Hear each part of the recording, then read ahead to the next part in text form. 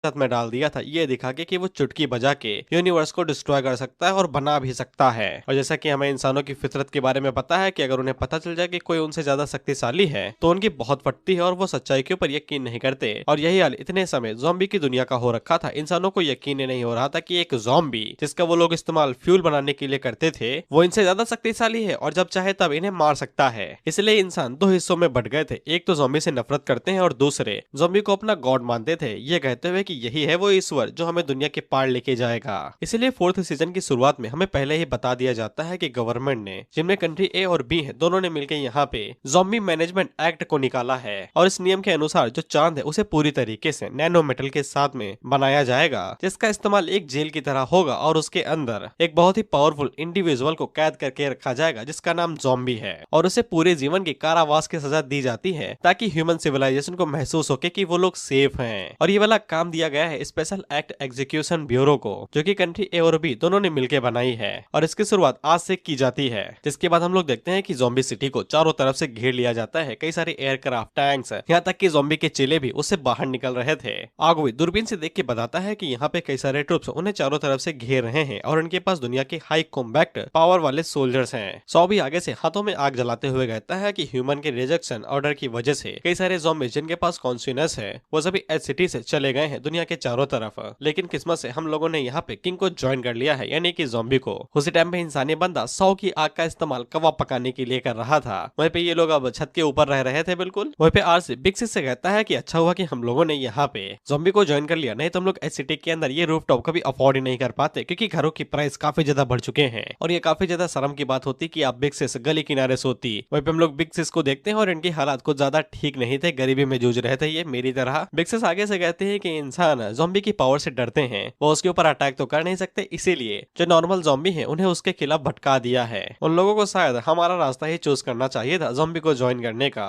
उसी टाइम पे आगू आगे से बताता है कि कुछ ठीक नहीं है, ह्यूमंस अटैक करने वाले हैं और हम लोग देखते हैं कि वहाँ पे कई सारे सुपर ह्यूमंस आ जाते हैं जो कि चिल्लाते हुए कह रहे थे कि हम लोग यहाँ पे ज़ॉम्बी को पकड़ने के लिए आए हैं। बिग सिस उन्हें देख के कहती है कि ये साले सीरियस भी हैं, इन्हें पता है ना ज़ॉम्बी ने अभी कुछ महीनों पहले क्या किया था, या फिर ये लोग यहाँ पे पूरी ह्यूमन सिविलाइजेशन को एक बार में ही वाइनेस करवाना चाहते हैं कि कुछ बचेगा ही नहीं। फिर हम लोग मिंग को देखते हैं जो सूट को पूरी तरीके से चार्ज करती है और ज़ॉम्बी की सिटी की तरफ आगे बढ़ जाते हैं ज़ॉम्बी को अरेस्ट करने के लिए। वहीं पे हम लोग स्नो और रेन को देखते हैं जो कि सीधा फर के ऊपर अटैक करते हैं क्योंकि ये दोनों ज़ॉम्बी के साथ में हैं। वहीं पे लैंग कैप्टन और बाकी लोगों के ऊपर अटैक कर देता है, लेकिन हम लोग मिंग को देखते हैं जो ज़ॉम्बी की तरफ जब आगे बढ़ रही थी तो फिर उसके ऊपर डुआन हमला कर देती है जो इतने समय वायरस के असर में है, इसलिए वो सीधा अंधाधुन मिंग के ऊपर गोलियां बरसा देती है। ये कहते हुए कि दोनों कुछ ज्यादा ही लोगों को ले आई बस एक बंदे को पकड़ने के लिए, और वो मिंग के ऊपर धमाके करते हुए कहती है कि मैं तुम्हें याद दिलाती हूँ कि किसने इस दुनिया को बचाया था। लेकिन मिंग अटैक को डॉज करती है और डुआन के साथ फाइट करते हुए उसके पेट के ऊपर एक जोरदार किक मारती है और उसे पीछे ढकेल देती है।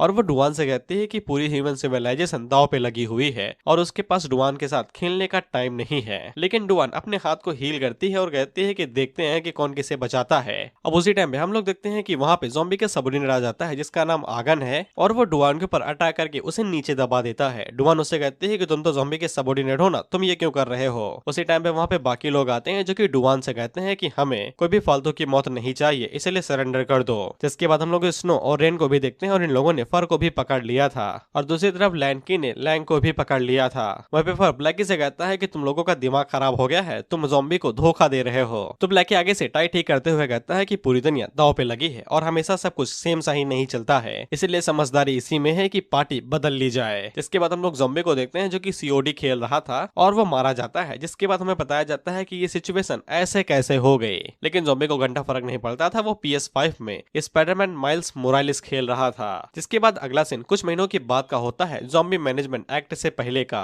हम इन सभी लोगों को डिस्कस करते हुए देखते हैं जहाँ पे ये लोग पूरी तरीके से डिसाइड कर रहे थे कि कैसे कैसे कौन किसी के ऊपर अटैक करेगा। मिंग उन लोगों से कहती है कि मैं डायरेक्ट बिल्डिंग के ऊपर अटैक करने के लिए आऊंगी, उतने टाइम पे लैंग मेरे ऊपर अटैक करेगा और जब मिंग बिल्डिंग के ऊपर पहुंच जाएगी तब डुआन उसके ऊपर अटैक करने के लिए आएगी और मिंग उसे भी हरा देगी, जिसके बाद वो लोग ज़ॉम्बी को भी पकड़ लेंगे। वहीं पे हम इन लोगों के हाथों में स्क्रिप्ट लाइंस को देखते हैं, यानी ये सब कुछ प्लानिंग थी।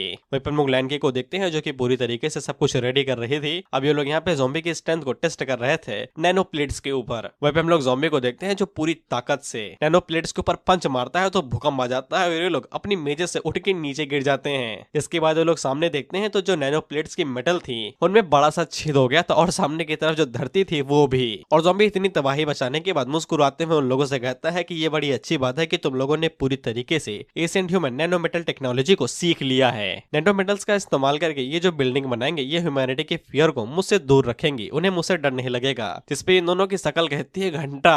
मिंग ज़ॉम्बी के ऊपर चिल्लाते हुए कहती है तुम्हारा दिमाग खराब है, ऐसे तबाही मचाओगे तो किसे यकीन होगा कि तुम्हें जेल के अंदर रखा गया है। मुझे मिंग का नाम अब याद आया है, वो है वॉयलेट, तो हम इसे वॉयलेट ही बुलाएंगे। असुविधा के लिए खेद है। वहीं पे हेड वॉयलेट से कहते हैं कि उसे अकेले ही लोगों के डरों को हराने दो, हम इसमें कुछ भी नहीं कर सकते हैं। वो जो करने वाला है इससे लोगों का डर ही खत्म होगा। वहीं पे ज़ॉम्बी मिंग से कहता है कि चिंता क्यों करती हो, हम लोग इस मटेरियल की 1000 किलोमीटर लंबी चौड़ाई कर देंगे जो कि मून को चारों तरफ से घेर लेगी। वहीं पे मेरे जितने भी सबऑर्डिनेट है वो तुम्हारे साथ मदद करेंगे ताकि लोगों के दिलों के अंदर से ज़ॉम्बीज़ का डर खत्म हो सके। वहीं पे वॉयलेट पीछे मुड़ के देखती है तो ये नमूने आगे से स्टाइल मारते हुए लव एंड पीस का सिंबल बना रहे थे। वॉयलेट ने देख के भाई जो गाली देती है पूछो नहीं। इसके बाद हम लोग उसी टाइम पे आ जाते हैं जब ज़ॉम्बी को पकड़ने का ऑपरेशन किया जा रहा था। वॉयलेट उन लोगों को बताती है कि ऑपरेशन बिल्कुल मक्खन की तरह जा रहा है और उन लोगों ने ज़ॉम्बी के 2 सबऑर्डिनेट्स को भी पकड़ लिया है। जिसके बाद वो उन लोगों को वो जेल दिखाती है जिसके अंदर ज़ॉम्बी को पकड़ के डाला जाएगा जो हेलीकॉप्टर्स के ऊपर लटक के आ रहा था। वॉयलेट उन लोगों को बताती है कि ये जेल इतना ज्यादा पावरफुल है कि ज़ॉम्बी भी इसे खुद से तोड़ नहीं सकता है। वह हम लोग आगन और ब्लैकी को देखते हैं और ये दोनों फॉरवर्ड लैंग के साथ सेल्फी लेके उन्हें चिढ़ा रहे थे। वहीं पे हम लोग ज़ॉम्बी को देखते हैं जो कि न्यूज में ये सब कुछ देख रहा था और वो आगे से कहता है कि मैंने सोचा भी नहीं था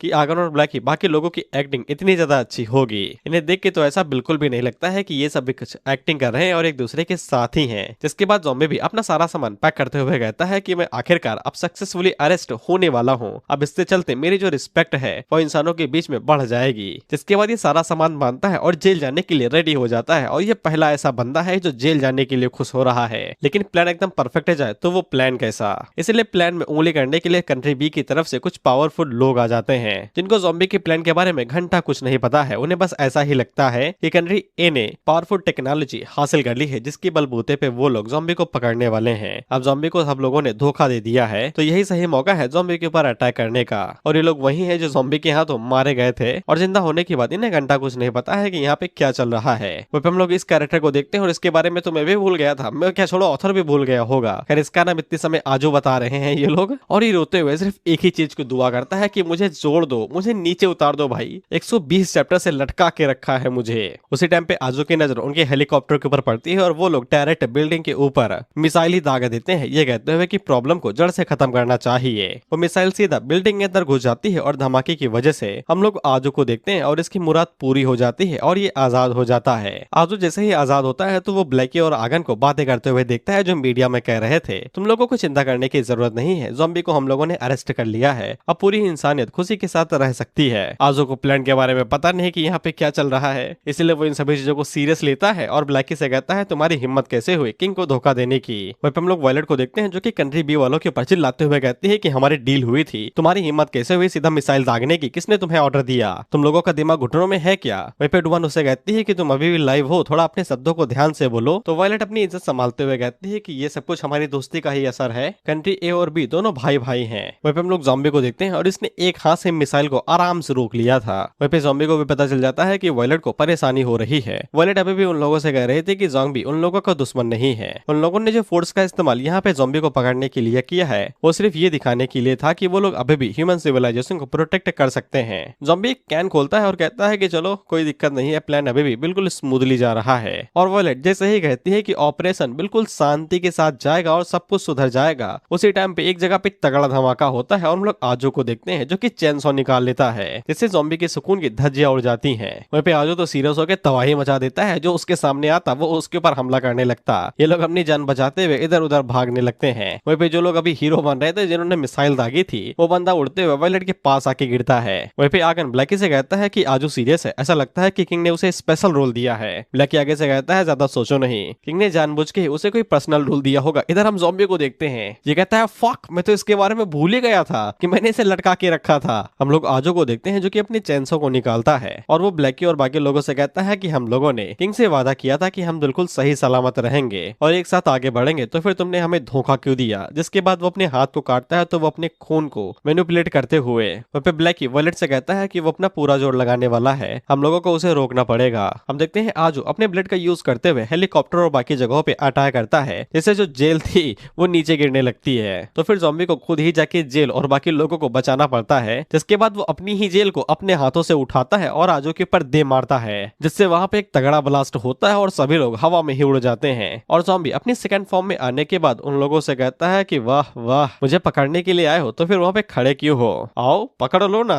यहीं से हम लोग अगले चैप्टर में आ जाते हैं और हम लोग देखते हैं कि इन लोगों ने ज़ॉम्बी को सक्सेसफुली अरेस्ट कर लिया था। वहीं पे ये इतना खुश था जैसे बच्चे पहली बार स्कूल जाते हैं क्रश से मिलने के बाद। इसके बाद ज़ॉम्बी को मून वाले जेल में भेजने की तैयारी की जाती है, रॉकेट वॉकेट सेट किया जाता है। वहीं पे सभी न्यूज रिपोर्टर उस एरिया को घेर के रखते हैं और पूछते हैं कि हमें कुछ सवाल पूछने हैं। तो ब्लैकी आगे से कहता है कि अब से ज़ॉम्बी लौ तले दबा रहेगा, जितने भी इंसान है वो सभी खुल के आजादी अपनी पा सकते हैं और दुनिया के अंदर शांति बनी रहेगी और ह्यूमन सिविलाइजेशन दोबारा आगे खड़ी होगी। इतना कहने के बाद ब्लैकी वहां से चला जाता है। जिसके बाद ये लोग जैसे ही अंदर आते हैं तो फिर इन्हें ज़ॉम्बी दिखाई देता है। एक नजर ये लोग ज़ॉम्बी की तरफ देखते हैं और अगले ही पल घुटनों पे आ जाते हैं और ज़ॉम्बी से कहते हैं मालिक माफ कर दे, हवा हवा में कुछ ज्यादा ही बोल दिया, लोगों के सामने थे, हमने आपकी भरपूर इज्जत नहीं की।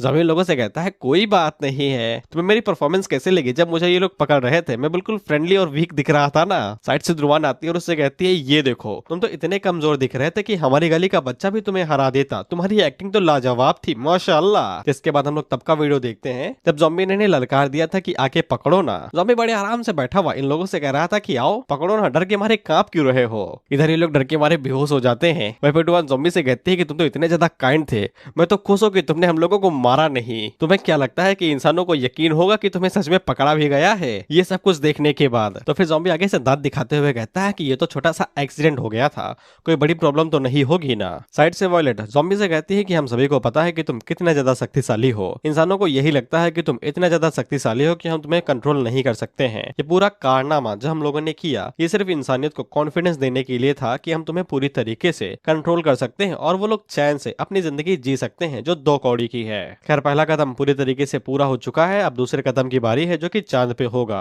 इन लोगों का सेकंड फेज ये था कि ये लोग सबसे पहले तो ज़ॉम्बी को लूनर प्रिजन के ऊपर भेजेंगे, यानी कि चांद वाला जेल, और वहां से ये लोग लार्ज स्केल में रियलिटी शो दिखाएंगे, वो भी किसका, ज़ॉम्बी का, कि ज़ॉम्बी वहां पे कैसे जी रहा है। साइड से ब्लैक की ज़ॉम्बी से कहता है कि आपको चिंता करने की जरूरत नहीं है, हम लोगों ने पूरा प्लान बना लिया है कि हमारे छोटे भाइयों को कैसे फोर्स करना है कि वो आपको प्रमोट करें। यहाँ तक कि मैंने पहले ही most capable public relation team भी बना दी है हमारे क्लैन के अंदर, और मैं इस बात की गारंटी देता हूँ कि आपके जाने के बाद यहाँ पे आपका एक भी हेटर नहीं होगा। साइड से वॉयलेट कहती है कि ऐसा बिल्कुल नामुमकिन है, ऐसा मुमकिन नहीं है कि इस दुनिया के अंदर ज़ॉम्बी के लिए कोई एक हेटर ना हो। इस पे ब्लैकी आगे से कहता है कि चिंता करने की जरूरत नहीं है, मेरे पास अपने तरीके हैं। और ब्लैकी ने एक और प्रोफेशनल टीम हायर करी थी, देख के पता ही लग रहा होगा, सीधा ठुक से उड़ा देने वाली। पीछे से आकर ब्लैकी से कहता है कि ये खूनी चेहरा हटाओ अपना, तुम्हारे मुंह से ही पता चल रहा है कि तुमने कौन सी टीम हायर की है। साइड से वॉयलेट ज़ॉम्बी से कहती है कि और मैं तुम्हारे साथ चलूंगी, तुम्हारी प्रिजनर गार्ड बन के। वॉयलेट ये कहते हुए चमक रहे थे तो ये दोनों शर्माने लगते हैं। ज़ॉम्बी वॉयलेट से कहता है कि मैं तुम्हारे ऊपर यकीन रखता हूँ, और वॉयलेट ऑक्सीजन मास्क पहन लेती है और वो ज़ॉम्बी से कहती है कि चिंता न करो, डर अनजाने तरीके से आता है, जैसे ही वो लोग तुम्हें समझ जाएंगे कि तुम भी बिल्कुल इंसानों के तरीके ही हो, बिल्कुल उनकी तरह, बिल्कुल ऑर्डिनरी। उसी टाइम पे ज़ॉम्बी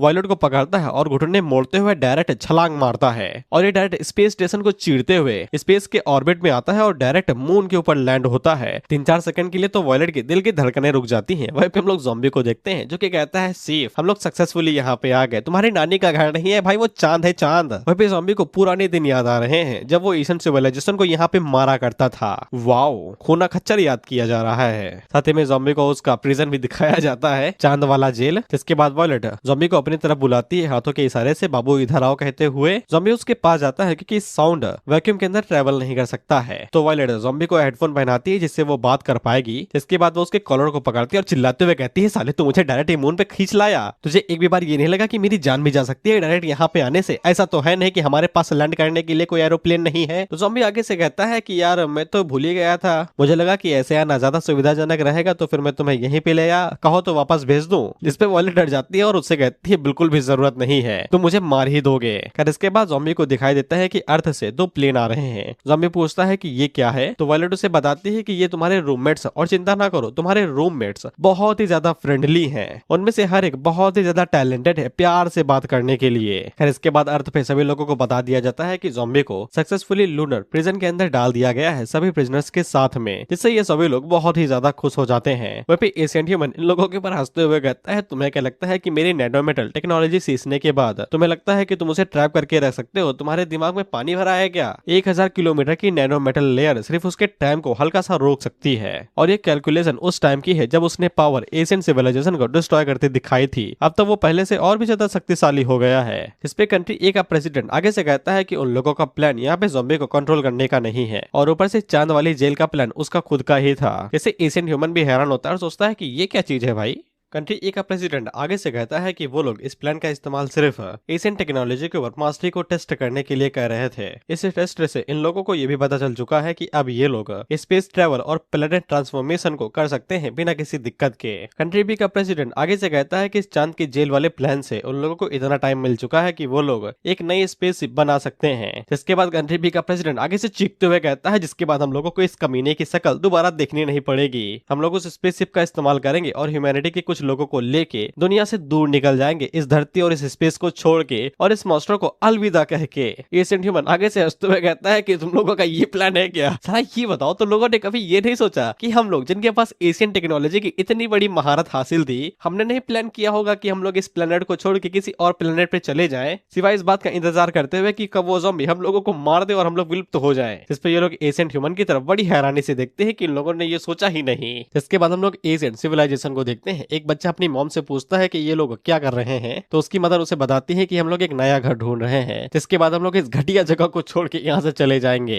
हम लोग देखते हैं कि एशियन सिविलाइजेशन ने कई सारी स्पेसशिप बनाई थी, जिनका इस्तेमाल वो लोग सोलर सिस्टम को सर्च करने के लिए कर रहे थे मिल्की वे के जरिए, इस उम्मीद में कि इन लोगों को कोई ऐसा ग्रह मिल जाएगा जो रहने लायक होगा। खैर ये लोग हाई स्पीड से स्पेस ट्रेवल कर तो रहे थे और इन लोगों को बहुत खुशी थी कि ये लोग आखिरकार उस हॉरिफिक जगह को छोड़ के जा रहे हैं और इन्हें दोबारा ज़ॉम्बी का भयानक चेहरा देखने की जरूरत नहीं पड़ेगी। उसी टाइम पे इनकी एक स्पेसशिप के ऊपर कोई अनजान फोर्स हमला करती है और इनकी एक फ्लीट डिस्ट्रॉय हो जाती है।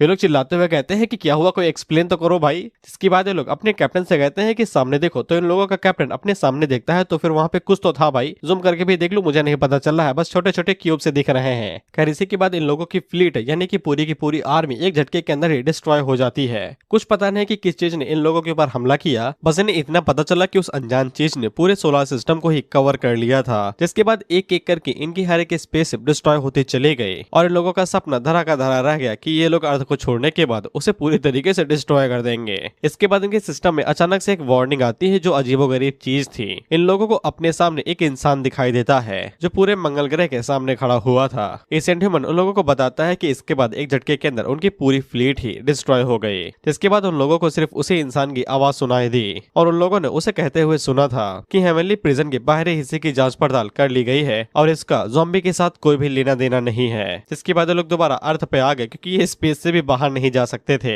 अब उसी टाइम पे हम लोग एक बिल्डिंग को देखते हैं जहाँ पे तगड़ा धमाका होता है और हम इन दोनों को देखते हैं और मैं इनके नाम भूल गया हूँ। अब ये लोग उसी बंदे को भगवान का दूत कहते हैं जिसको हम लोगों ने कुछ टाइम पहले ही देखा था और यही है अब की बार का विलन कि सफेद बालों वाली लड़की भगवान के दूत को बताती है कि इन लोगों को पता चला है कि ज़ॉम्बी ने पहले ही इस प्लेनेट को छोड़ दिया है। साथ ही में इन लोगों को एक और लड़की के बारे में पता चला है जो कि वैम्पायर क्वीन है और वो ज़ॉम्बी के साथ हजारों सालों तक रही है। इसके बाद हम लोग ब्लड क्वीन को देखते हैं और इन लोगों ने ब्लड क्वीन को कैद करके रखा था उसके चेले के साथ में। वहाँ पे ब्लड क्वीन उन लोगों से कहती है कि मेरे पास तुम्हारे लोगों के लिए बिल्कुल भी टाइम नहीं है, मुझे यहाँ पे फालतू में कैद करके ना रखो। जिसके बाद वो खुद को फ्री करती है, लेकिन वो बंदा वैम्पायर क्वीन से कहता है कि तुम नीच प्राणी, भले ही तुम इस सिविलाइजेशन से बहुत ही ज्यादा पुरानी हो, लेकिन फिर भी यहाँ पे कुछ ऐसी चीजें होती हैं जिनको तुम्हें ध्यान में रखना चाहिए। वह इस बंदे के पास जो पावर थी वो थी मैनिफेस्टेशन, यानी कि ये कुछ भी बना सकता है। अगर ये सोचे तुम्हारे पास 2 गर्लफ्रेंड है, तुम्हारे पास 2 गर्लफ्रेंड हो जाएंगी।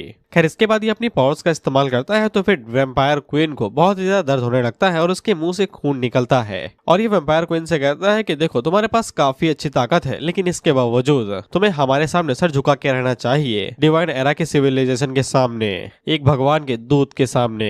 जिसके बाद वैम्पायर क्वीन इन लोगों को एकेडमी के सामने ले आती है। ये लोग उस भगवान के दूत को बताते हैं कि सामने एकेडमी है जिसके अंदर कई सारे इंसान रहते हैं और नॉन इंसान भी। वहाँ पे वैम्पायर क्वीन उन लोगों से कहते हैं कि तुम्हें ज़ॉम्बी के बारे में इन्फॉर्मेशन चाहिए थी ना, एकेडमी के अंदर जाओ, वहाँ पे तुम्हें मिल जाएगी। लेकिन मैं तुम्हें एक बात बता देती हूँ कि ये लोग मॉडर्न सिविलाइजेशन के स्ट्रॉन्गेस्ट सोल्जर हैं, इसलिए इनसे थोड़ा सा संभल के रहना। लेकिन ये बंदा वैम्पायर क्वीन से कहता है चुप, हमें सिखाओ कैसे क्या किया जाता है, तुम्हें तो ये भी नहीं पता है कि तुम्हारा मालिक कौन है। अब इसके बाद हम लोग एकेडमी के अंदर गैंग को देखते हैं और यहाँ पे मुजरा चल रहा था। गैंग अपनी शॉट का इस्तेमाल करता है और सासिमी को काट के प्लेट के ऊपर डाल देता है। इसके बाद ये लोग यहाँ पे इतना ज्यादा सेलिब्रेट कर रहे थे कि पूछो नहीं कि इन्हें ज़ॉम्बी से छुटकारा मिल गया और चीफ इन लोगों के ऊपर चिल्लाते हुए कहता है कि भले ही वो एक ज़ॉम्बी है लेकिन इसके बावजूद उसने हमारी बहुत ज्यादा मदद की है डॉक्टर जिमी को पकड़ने में और साथ ही में कई सारी सिटीज को सेव करने में। ये ठीक नहीं है कि हम लोग उसके जाने के बाद यहाँ पे इस तरीके से नंगा नाच करें। जिसपे इंग आगे से कहता है कि ये बात सही है कि ज़ॉम्बी हम लोगों के लिए कोई भी खतरा नहीं है, लेकिन ज़ॉम्बी के जाने के बाद से मुझे यहाँ पे कुछ हल्का हल्का सा फील हो रहा है। मुझे दोबारा फील हो रहा है कि मैं यहाँ पे तरोताजा हूँ। उसके जाने से मुझे ऐसा लगता है कि मैं फिर से यहाँ पे ताकतवर हो गया हूँ। अब मुझे यहाँ पे कोई हरा नहीं सकता है। और ज़ॉम्बी के जाने के बाद से तो मेरे बुरे सपने भी रुक गए हैं। तो फिर चीफ उन लोगों से कहता है कि ज्यादा खुश मत हो, हमें सिर्फ दुआ करनी चाहिए कि प्रेसिडेंट का प्लान यहाँ पे सही से चला जाए। लेकिन उसी टाइम पे पूरे एकेडमी के अंदर ही धुआं भरने लगता है। तो फिर चीफ जल्दी से अपने हाथ को कैनन में बदलते हैं और कहते हैं कि बाहर आओ, कौन है वहाँ पे।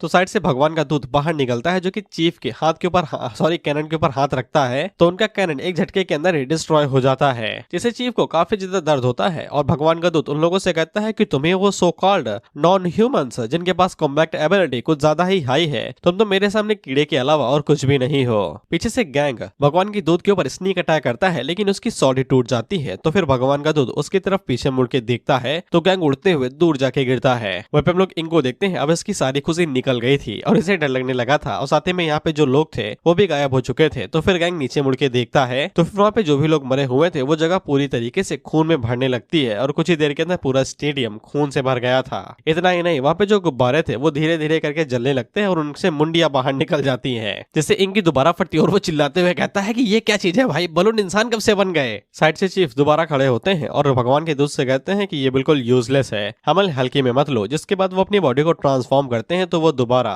आयरन मॉन्स्टर के अंदर चेंज हो जाते हैं जो कि नैनो मेटल से बना हुआ था, जिसको इंग देख के हैरान हो जाता है। वहीं पे चीफ गैंग से कहते हैं कि तुम कब तक जमीन के ऊपर पड़े रहोगे। तो गैंग आगे से कहता है कि इससे तुम्हारा कोई लेना देना नहीं है। जिसके बाद वो भी अपनी बॉडी को ट्रांसफॉर्म करता है और एक टाइगर के अंदर बदल जाता है जिसका नाम हार्ट ऑफ स्टील था। और गैंग चीफ से कहता है कि चलो एक साथ इस मॉडिफाइड नैनोमीटर का इस्तेमाल करते हैं और इस बंदे को हराते हैं। वहीं पे इन लोगों के ऊपर चिल्लाते हुए कहता है कि साला तुम लोगों ने चुप्पे चुप्पे नैनोमीटर एलॉय को चुरा लिया और मुझे बुलाया भी नहीं। जिसके बाद गैंग अपनी बॉडी के एनर्जी को मुंह के पास इकट्ठा करता है और दूसरी तरफ चीफ भी एनर्जी बीम को अपने मुंह के पास इकट्ठा करने लगते हैं। जिसके बाद वो दोनों एक साथ एनर्जी बीम को भगवान के दूध के ऊपर शूट करते हैं तो इनकी एनर्जी आपस में मिक्स होके भगवान के दूध को लगने वाली थी। लेकिन भगवान का दूध जानते हो भाई इतनी समय मैनिफेस्टेशन का इस्तेमाल कर रहा है तो वो बस एक हाथ का इशारा करता है और एनर्जी को एक जगह पे ही कंप्रेस करके उसे खत्म ही कर देता है। और उन लोगों से कहता है कि तुम लोग अभी तक बदले नहीं हो। इसके बाद गैंग के नीचे से एक दानव का हाथ बाहर निकलता है जो कि उसकी बॉडी को क्रश कर देता है और वो नॉर्मल फॉर्म में आ जाता है। साथ ही में वो चीफ के ऊपर भी एक पावरफुल अटैक करता है और चीफ भी अपनी नॉर्मल फॉर्म में आ जाते हैं। और भगवान का दूत उन लोगों से कहता है कि हजारों साल पहले तुम लोगों ने स्पेसशिप को लॉन्च किया था अटैक करने के लिए, उसके बाद तुम लोगों ने बस इतना ही प्रोग्रेस किया है। साइड से ये लड़की भगवान के दूत से कहती है कि हम आपको बता दें कि ये लोग एशियन सिविलाइजेशन के लोग नहीं हैं जिनको आपने पहले डिस्ट्रॉय किया था। ये लोग मॉडर्न एरा से हैं और ये लोग सिर्फ इंडिविजुअली कॉम्बैक्ट पावर के ऊपर ही फोकस करते हैं, यानी कि खुद की ताकत पे। और ये चीज हमने पहले भी रिपोर्ट करी थी, बादाम खाया करिए। इस पे भगवान का दूत आगे से कहता है क्या ये चीज मायने भी रखती है। ये लोग पिंजरे के अंदर कैद पंछी के अलावा और कुछ भी नहीं है। ज़ॉम्बी को उन्हें किसी भी टाइम इनहाइलेट कर ही देना चाहिए था, पता नहीं उसने इन लोगों को जिंदा क्यों छोड़ा है। वहीं पे चीफ के सामने आता है और वो अपनी सॉर्ड निकाल के भगवान के दूत से पूछता है कि तुम लोग कौन हो और तुम्हें ज़ॉम्बी के बारे में कैसे पता है। जिसपे भगवान का दूत आगे से कहता है कि हम उसे जानते हैं, बल्कि हम वही हैं जिन्होंने उसे अपने प्लेनेट से भगा दिया था और उसे सील किया था और हम लोग दोबारा वापस आए हैं उस डीमन को पूरी तरीके से नष्ट करने के लिए, या फिर ये कहा जाए कि तुम जैसे सभी लोगों को मिटाने के लिए, एकदम घटिया लोग। खैर इसके बाद जाके हमें इस भगवान के दूत का नाम पता चलता है जो कि है वेलो। और ये लड़की वेलो से कहती है भैया पीछे देखो वो बंदा भाग रहा है आपकी बातों के चक्कर में। फिर जब वेलो सामने देखता है तो फिर उसे पता चलता है कि चीफ वहां से खिसक लिए हैं और चीफ भागते हुए यही सोच रहे तो क्यों नहीं सभी चीजों के बारे में रिपोर्ट करनी पड़ेगी। लेकिन वेलो आगे से कहता है कि ये बिल्कुल बेकार चीज है, तुम मेरी मुट्ठी से बच के नहीं भाग सकते हो, तुम्हारी किस्मत में मरना ही लिखा है। तुम सभी लोग हम डिवाइन एरा की सिविलाइजेशन के सामने बस एक कचड़े हो। जिसके बाद हम लोग देखते हैं कि चीफ के पीछे से एक बहुत बड़ा हाथ आता है जो कि चीफ को मसल के रख देता है। जिसके बाद वेलो वैम्पायर क्वीन की तरफ देखता है और उसे कहता है कि तुमने कहा था कि इस एकेडमी के पास ज़ॉम्बी के बारे में इंफॉर्मेशन होगी, अगर तुम उसे ढूंढ के लाती हो तो फिर मैं तुम्हें छोड़ दूंगी इस चीज के बदले में कि तुमने मुझे सजेशन दिया एकेडमी के ऊपर अटैक करने का, ताकि हम लोग इंसानियत को धमकी भी दे सके। वहीं पे क्वीन का प्लान तो कुछ और ही था, वो तो वेलो को मरवाना चाहती थी इन लोगों के हाथों से, लेकिन उसने सोचा पे नहीं था कि वो लोग उल्टा ही वेलो के हाथों से मारे जाएंगे। वो तो इन लोगों को लड़वा के यहाँ से भागने का प्लान बना रही थी, लेकिन ऐसा लगता है कि उसे यहीं पे जिंदगी भर रहना पड़ेगा। साइड से ये लड़की भागते हुए आती है जो कि वेलो को बताती है कि उन लोगों को ज़ॉम्बी के बारे में इंफॉर्मेशन मिल गई है। और वैम्पायर क्वीन वेलो से कहती है, देखा मैंने कहा था ना कि यहाँ पे ज़ॉम्बी को लेके कोई ना कोई इन्फॉर्मेशन होगी ही। वेलो उस लड़की से पूछता है कि ये कैसी इन्फॉर्मेशन है, तो वो लड़की कहती है कि खुद ही देख लो। और जब वेलो उसे चेक करता है तो ये डीवीडी थी। अब गेस करो कि ये किस चीज की डीवीडी होगी। इसके बाद वो लोग डीवीडी को प्ले करते हैं तो डीवीडी की शुरुआत में ही इन लोगों को बता दिया जाता है कि आप लोगों के सामने प्रस्तुत किया जा रहा है ज़ॉम्बी की लाइव फुटेज। और ये दूसरे शो से बिल्कुल ही अलग है क्योंकि इसकी हाईएस्ट रेटिंग व्यूअरशिप है और 1 ट्रिलियन लाइक्स हैं। और ये ब्रॉडकास्ट बिल्कुल ग्लोबल लेवल पे की जा रही है और हम इस बात की गारंटी देते हैं कि इसके अंदर कोई भी मिस इन्फॉर्मेशन और एडिटिंग नहीं होगी। यहाँ तक कि इस ग्लोबल फुटेज को ज़ॉम्बी मैनेजमेंट एक्ट भी सपोर्ट करता है, जो कि ज़ॉम्बी की जिंदगी को दिखाएगा कि चांद वाली जेल के ऊपर उसके साथ क्या हो रहा है और वो क्या क्या कर रहा है। ये सभी लोग पॉपकॉर्न वॉपकॉर्न निकाल लेते हैं देखने के लिए। इसके बाद हम लोग ज़ॉम्बी को देखते हैं जो कि बाकी कैदियों के साथ खाना लेने के लिए जा रहा था। ये लोग आगे से कहते हैं कि इन कैदियों को कोई भी जानकारी नहीं है कि दुनिया के बाहर क्या हो रहा है। इनकी पूरी जिंदगी उस चांद वाली जेल के अंदर ही है। यहाँ तक कि ब्लैकी का कहना तो ये भी है कि ज़ॉम्बी अगर इनके साथ रहेगा तो फिर इसके अंदर इंसानियत आ जाएगी और ये भी शांति समझौते के साथ जीने लगेगा। इधर हम लोग ज़ॉम्बी को देखते हैं जो कि वहाँ की खाना देने वाली आंटी से कहता है, आंटी 2 अंडे और प्रोटीन का इंटेक पूरा करना है। मैं इनका इस्तेमाल अपनी बॉडी को रिलैक्स और स्ट्रॉन्ग बनाने के लिए करूंगा। वह पे न्यूज वाले आगे से कहते हैं कि ये पूरे चांद को ही डिस्ट्रॉय करके रख देगा, कि ये वहां पे भी कत्लेआम मचा देगा जैसा कि इसने अर्थ पे किया था। वह पे लोग वेलो को देखते हैं जो कि बहुत गहराई से सोच रहा था। साइड से ये लड़की वेलो से कहती है कि चिंता न करो, हम लोगों ने ज़ॉम्बी के खिलाफ कई सारे कमेंट पोस्ट कर दिए हैं। हम इस बात की पूरी गारंटी देते हैं कि हम ज़ॉम्बी को दोबारा अर्थ के ऊपर आने ही नहीं देंगे। लेकिन वेलो उसे कहता है, चुप रहो, मुझे कुछ सोचने दो। वह पे हम लोग ज़ॉम्बी को देखते हैं और उसे खिचड़ी दी जाती है तो वो आंटी को शुक्रिया कहता है। जिसके बाद हम लोग वॉयलेट को देखते हैं जो कि टीम 1 से कहती है कि जल्दी से लाइटिंग को सही करो। टीम 2 से कहती है कि तुम्हें दिखाई नहीं दे रहा, ज़ॉम्बी का मेकअप खराब है, जल्दी से जाओ उसका मेकअप ठीक करो। जिसके बाद वो कैमरा वालों से कहती है, सालो अंधे हो क्या, कैमरा मूव करो, दूसरे कैरेक्टर के ऊपर उसका मेकअप हो रहा है। जिसके बाद ज़ॉम्बी का मेकअप किया जाता है। पूरी दुनिया देख रही है, बिना मेकअप के कैसे चलेगा। वहीं पे वेलो अपने मन के अंदर सोच रहा था कि ये मुमकिन कैसे है, ऐसा हो ही नहीं सकता है कि ये डीमन जो कि पूरी दुनिया को डिस्ट्रॉय कर सकता है वो इतनी शांति के साथ इंसानों के साथ रहे। उसके जैसा जो कि दुनिया के हर एक इंसान को मारना चाहता है वो इतनी शांति के साथ कैसे रह सकता है। कहीं हजारों सालों में इसका दिमाग तो नहीं खराब हो गया कि स्क्रू ढीले हो गए हैं। इसके बाद वेलो के दिमाग की घंटी जलती है और उसे समझ में आ जाता है कि ज़ॉम्बी ये सब कुछ जानबूझ के कर रहा है ताकि वो इंसानों की मिस्टीरियस सोल को एक्सप्लोर कर सके। और ये सब घटिया चीजें करने से उसे इन लोगों की डिवाइन एरा सिविलाइजेशन की पावर के बारे में पता चल सकता है। उसका अल्टीमेट गोल इन लोगों के बैरियर को तोड़ के आगे बढ़ना है जो इन्होंने बनाया है। भले ही ये करने के लिए उसे जितनी चाहे उतनी जनरेशन के बाद जनरेशन डिस्ट्रॉय करनी पड़े, भले ही इसमें चाहे कितने हजारों सालों का टाइम ही लग जाए। वेलो आगे से कहता है कि हमने सोचा भी नहीं था कि ज़ॉम्बी इतना ज्यादा चालाक और कमीना होगा। वो सच में हमारा नंबर 1 एनिमी कहने के लायक है। खैर अब जब हम लोगों को सब कुछ पता ही चल चुका है तो फिर मैं उसे इतनी आसानी के साथ ये सब कुछ कैसे करने दे सकता हूँ। चलो चल के उसे हेलो कह के आते हैं। जिसके बाद वेलो अपनी मैनिफेस्टेशन पावर का इस्तेमाल करता है और इस बंदे की बॉडी के ऊपर कंट्रोल कर लेता है। जिसके बाद अपनी खाने की प्लेट उठाता है और ज़ॉम्बी के सामने धड़ाम से रखता है जहाँ पे ज़ॉम्बी की शूटिंग हो रही थी। और ये ज़ॉम्बी से मुस्कुराते हुए कहता है कि काफी टाइम बाद मिल रहे हैं। जिसके बाद न्यूज से हम लोगों को पता चलता है कि चांद वाली जेल पे ज़ॉम्बी को गए हुए 3 दिन हो गए हैं और इन 3 दिनों के अंदर ज़ॉम्बी ने कोई भी मारधाड़ नहीं की है और सब कुछ शांति के साथ जा रहा है। इधर ये लोग जैसे ही ये वाली बात सुनते हैं तो अपने पास से बियर वियर निकालते हैं और चीयर्स करके पार्टी करने लगते हैं, ये कहते हुए कि 3 दिन हो गए हैं अभी तक वहाँ पे कुछ भी बवाल नहीं हुआ बॉस और किसी के बीच में, और अगर ऐसा ही चलता रहा तो फिर प्लान बहुत ही जल्दी आसानी के साथ स्मूथली चला जाएगा। जिसके बाद हम लोग वॉयलेट को देखते हैं और वो उन प्रिजनर्स को पहले ही खर्चा पानी दे देती है जो ज़ॉम्बी के साथ उंगली करने के बारे में सोचते भी हैं, क्योंकि वॉयलेट को पक्का यकीन है कि अगर ये लोग ज़ॉम्बी को उंगली नहीं करेंगे तो फिर ज़ॉम्बी की पर्सनैलिटी बदलेगी नहीं,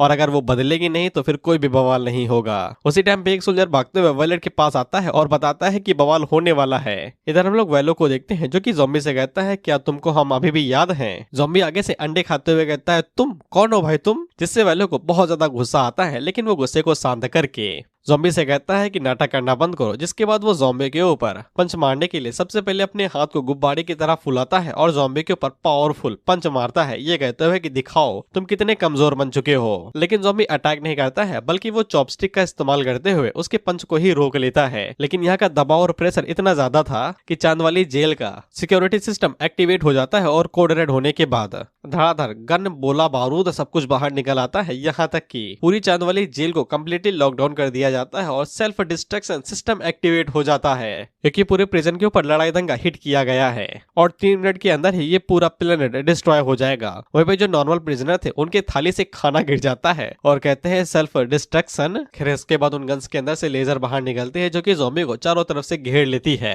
वहीं पे वेलो खुश ये उम्मीद करते हुए कि ज़ॉम्बी अब यहाँ पे मास डिस्ट्रक्शन कर देगा और सभी लोगों को मार देगा। उसी टाइम पे जो भी कैदी थे वो ज़ॉम्बी के पास जाते हैं और उसके सर को सहलाते हुए बाबू गर्मी नहीं, बाबू आराम से, शांति शांति, और उसे हवा देते हुए कहते हैं शांति पैसा लाता है, शांति प्यार लाता है, शांति शांति शांति। वेलो आगे से हंसते हुए कहता है कि तुम इसी को ही रिजल्ट कहते हो इंसानों के साथ शांति समझौता बनाने का। इससे कोई फर्क नहीं पड़ता है तुम कितना दिखा लो, ये कमजोर चीटियां हमेशा तुमसे डरती ही रहेंगी और यही डर इन लोगों को वही गलती दोबारा करने पे मजबूर करेगा जो मैकेनिकल सिविलाइजेशन ने की थी। ह्यूमन सिविलाइजेशन को डिस्ट्रॉय करने का इतिहास जो तुम्हारे साथ जुड़ा हुआ है वो हमेशा दोहराता रहेगा। लेकिन ज़ॉम्बी आगे से एक्साइटेड होते हुए कहता है कि अच्छा इसी को ही लड़ाई दंगा कहते हैं जेल के अंदर, मुझे इन लोगों ने पहले इस बारे में बता दिया था। इसके बाद हम लोग देखते हैं कि वायलेट और डोवान ने ज़ॉम्बी को आराम से बैठा के समझाया था कि अगर जेल के अंदर तुम्हारे साथ कोई भी प्रॉब्लम क्रिएट करने की कोशिश करे तो गुस्सा मत करना और पंच तो बिल्कुल नहीं मारना मून के ऊपर, बिल्कुल शांत रहना ताकि ज़ॉम्बी की पर्सनालिटी चेंज ना हो। और अगर ज़ॉम्बी को पर्सनालिटी चेंज करनी भी है तो वो डायरेक्ट तीसरी को चेंज करे क्योंकि तीसरी वाली शांत रहती है, हेंताई प्रोटैगनिस्ट। इसीलिए ज़ॉम्बी अपनी थर्ड फॉर्म के अंदर आता है और वो जैसे अपनी फॉर्म के अंदर आता है तो बेचारे ये घबरा जाते हैं और आगे से कहते हैं कि बॉस लड़ने वाले हैं, मुझे जल्दी से बाकी लोगों को प्रिपेयर करना पड़ेगा ताकि हम लोग इंसानियत के साथ लड़ाई करने को राजी हो जाए। वहीं पे हम लोग वायलेट को देखते हैं जो कि सिस्टम के ऊपर चिल्लाते हुए कहती है कि जल्दी से रुक जा भाई रुक जा, सेल्फ डिस्ट्रक्शन नहीं करना है। लेकिन सिस्टम आगे से साफ मना कर देता है ये कहते हुए कि टारगेट का थ्रेट लेवल कुछ ज्यादा ही हाई है, हम भी नहीं रोक पा रहे इसे।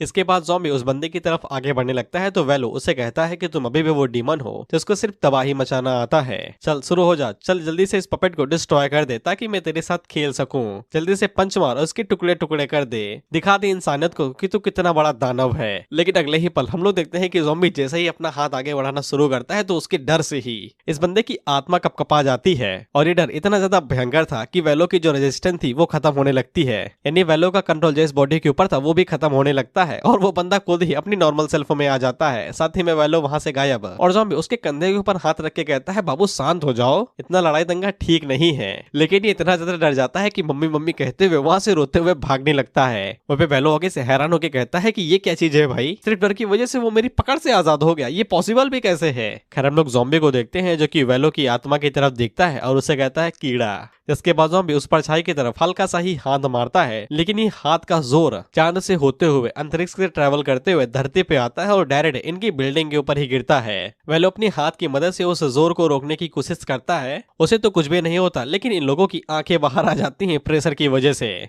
इसके बाद ज़ॉम्बी दोबारा अपनी नॉर्मल फॉर्म में आ जाता है और सिस्टम बताता है कि टारगेट का गुस्सा खत्म हो चुका है इसीलिए अलर्ट को खत्म किया जाता है। इसके बाद वो थम्स अप दिखाते हुए कहता है कि उसने सभी चीजों का ख्याल अच्छे से रख लिया। पीछे से लोग कहते हैं घंटा। इधर हम लोग वेलो को देखते हैं तो फिर इसके हाथ के ऊपर जलने के निशान आ चुके थे बस उस प्रेशर को रोकने की वजह से, और वेलो को समझ में आ जाता है कि ज़ॉम्बी बिल्कुल भी कमजोर नहीं हुआ है। लेकिन उसे ये चीज अभी भी समझ में नहीं आ रही थी कि ज़ॉम्बी इतनी आसानी के साथ इंसानों की वजह से बंधा हुआ क्यों है इतना ज्यादा उंगली करने के बावजूद। और वेलो को दोबारा गलतफहमी होती है, उसे लगता है कि ज़ॉम्बी इन सभी को अपना भागने वाला यानी कि फॉलोवर बनाना चाहता है और इनके साथ में वो वेलो के ऊपर अटैक करेगा, भगवानों के दूतों के ऊपर। वेलो आगे से कहता है कि वो ज़ॉम्बी को ऐसे कंटिन्यू नहीं करने दे सकता है। इसके बाद वो पीछे मुड़ के इन दोनों से कहता है कि तुम लोग यहीं अर्थ पे रुको और ह्यूमैनिटी का जो ट्रस्ट ज़ॉम्बी के ऊपर है उसे पूरी तरीके से डिस्ट्रॉय करने की कोशिश करो और इन्फोर्समेंट के आने का इंतजार करो। जैसे ही भगवानों की दूत की आर्मी यहाँ पे आ जाएगी तो फिर ये पूरा प्लेनेट राख में बदल जाएगा, जिसके लिए ये दोनों मान जाती हैं। और वेलो यहाँ से जाते हुए कहता है कि तब तक वो मून पे जाके ज़ॉम्बी को पर्सनली हैंडल करता है जब तक रेनफोर्समेंट आ नहीं जाती है। वहीं पे क्वीन आगे से कहती है कि अगर ये ऐसे ही जा रहा है तो फिर मुझे भागने की जरूरत ही क्या है। तो ये सफेद बालों वाली लड़की पीछे मुड़ के क्वीन से कहती है कि वेलो का टारगेट यहाँ पे ज़ॉम्बी है तो फिर वो हमारे साथ यहाँ पे क्यों ही रुकेगा।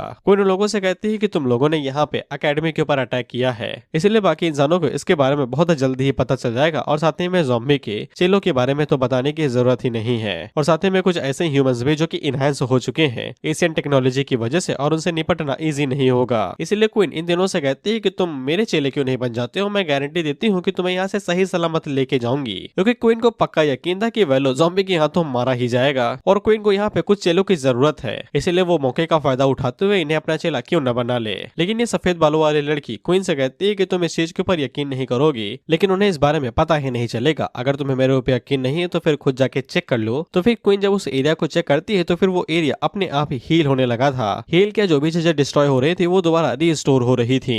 सफेद लड़की आगे से कहती है कि कोई फर्क नहीं पड़ता है कि कितना डैमेज लोगों के द्वारा किया जाए, फाइट से हुआ हो, जो लोग मारे जाएं वो रिस्टोर हो सकते हैं इमेजिनेशन के साथ में। ये लोग इमेजिनेशन की सोच को रियलिटी के अंदर बदल देते हैं और यही डिवाइन एरा सिविलाइजेशन की पावर है। इसी वजह से जब तक सिविलाइजेशन डिस्ट्रॉय नहीं हो जाती है तब तक इन्हें पता ही नहीं चलेगा कि इन लोगों के ऊपर अटैक हो रहा है। यही वो दया है जो डिवाइन एरा इन लोगों के ऊपर दिखा रहा है। वहीं पे हम लोग गैंग और बाकी लोगों को देखते हैं तो ये लोग भी जिंदा हो चुके थे। ये लड़की आगे से ये भी बताती है कि ये लोग इमेजिनेशन से ही गॉड से फाइट करते हैं। एग्जाम्पल के लिए माउंट ताई यानी कि ये बड़ा सा बंदा इस लड़की की माइंड स्पिरिट है जो कि इमेजिनेशन से बनी है। और वो क्वीन से कहती है कि तुम भी तो इसी तरीके से बनी हो ना। जिसपे क्वीन आगे से कहती है तुम्हारा मतलब है कि मुझे तुम्हारे जैसे बेवकूफों ने इमेजिन करके बनाया है। जिसपे ये लड़की क्वीन से कहती है यकीन करो या ना करो, जैसे ही डिवाइन जज यहाँ पे आएगा वैसे ही तुम भी इंसानों के साथ ही गायब हो जाओगी। जिसके बाद वो क्वीन के ऊपर अटैक करते हुए कहती है कि इसीलिए हम तुम्हें यहाँ से जाने नहीं दे सकते हैं। अब इसके बाद हम लोग एक फोटो शूट को देखते हैं जहाँ पे कैमरामैन कह रहा था कि हाँ थोड़ा सा और ऊपर ये वाले पोज, बिना क्लीवेज के व्यूज कहाँ आते हैं आजकल।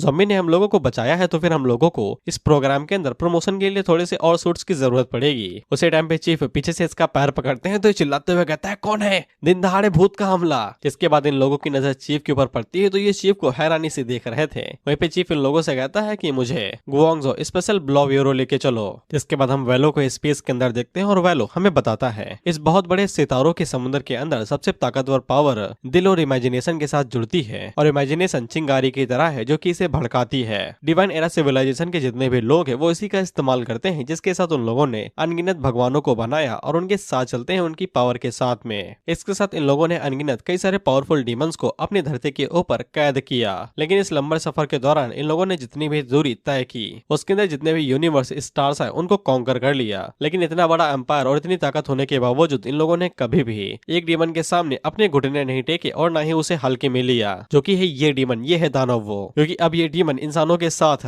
शांति समझौता बनाना चाहता है तो फिर ये लोग इसकी सच्चाई को दूर करके ही रहेंगे और वह लोग कभी भी ज़ॉम्बी को इसमें सफल नहीं होने देगा। इसके बाद ये दोबारा एक कैदी की बॉडी के ऊपर कब्जा करता है और ज़ॉम्बी से कहता है कि मैं इस दुनिया को दिखा दूंगा तुम्हारा टेरिफाइंग चेहरा। हम लोग ज़ॉम्बी को देखते हैं जो कि नहाने के लिए लाइन में लगा हुआ था। उसी टाइम पे वही कैदी जिसके ऊपर वैलो ने कब्जा किया था वो लाइन तोड़ के ज़ॉम्बी के सामने आ जाता है तो ज़ॉम्बी उसके ऊपर धड़ाम से थप्पड़ मारता है और उसे कहता है लाइन ना तोड़ो। इससे वो बंदा दीवार में जाके घुसता है और ज़ॉम्बी वहां से जाते हुए कहता है कि हर कोई नहाने के लिए जल्दबाजी दिखा रहा है, हर किसी को हगना है, लेकिन तब भी नैतिकता बनाए रखो, सिविलाइज्ड रहो। क्या फायदा है लाइन तोड़ के किसी दूसरे की सीट खा रहे हो। वहीं पे इस इंसान के ऊपर से भी वैलो का भूत उतर जाता है और ये ज़ॉम्बी से सॉरी कहता है।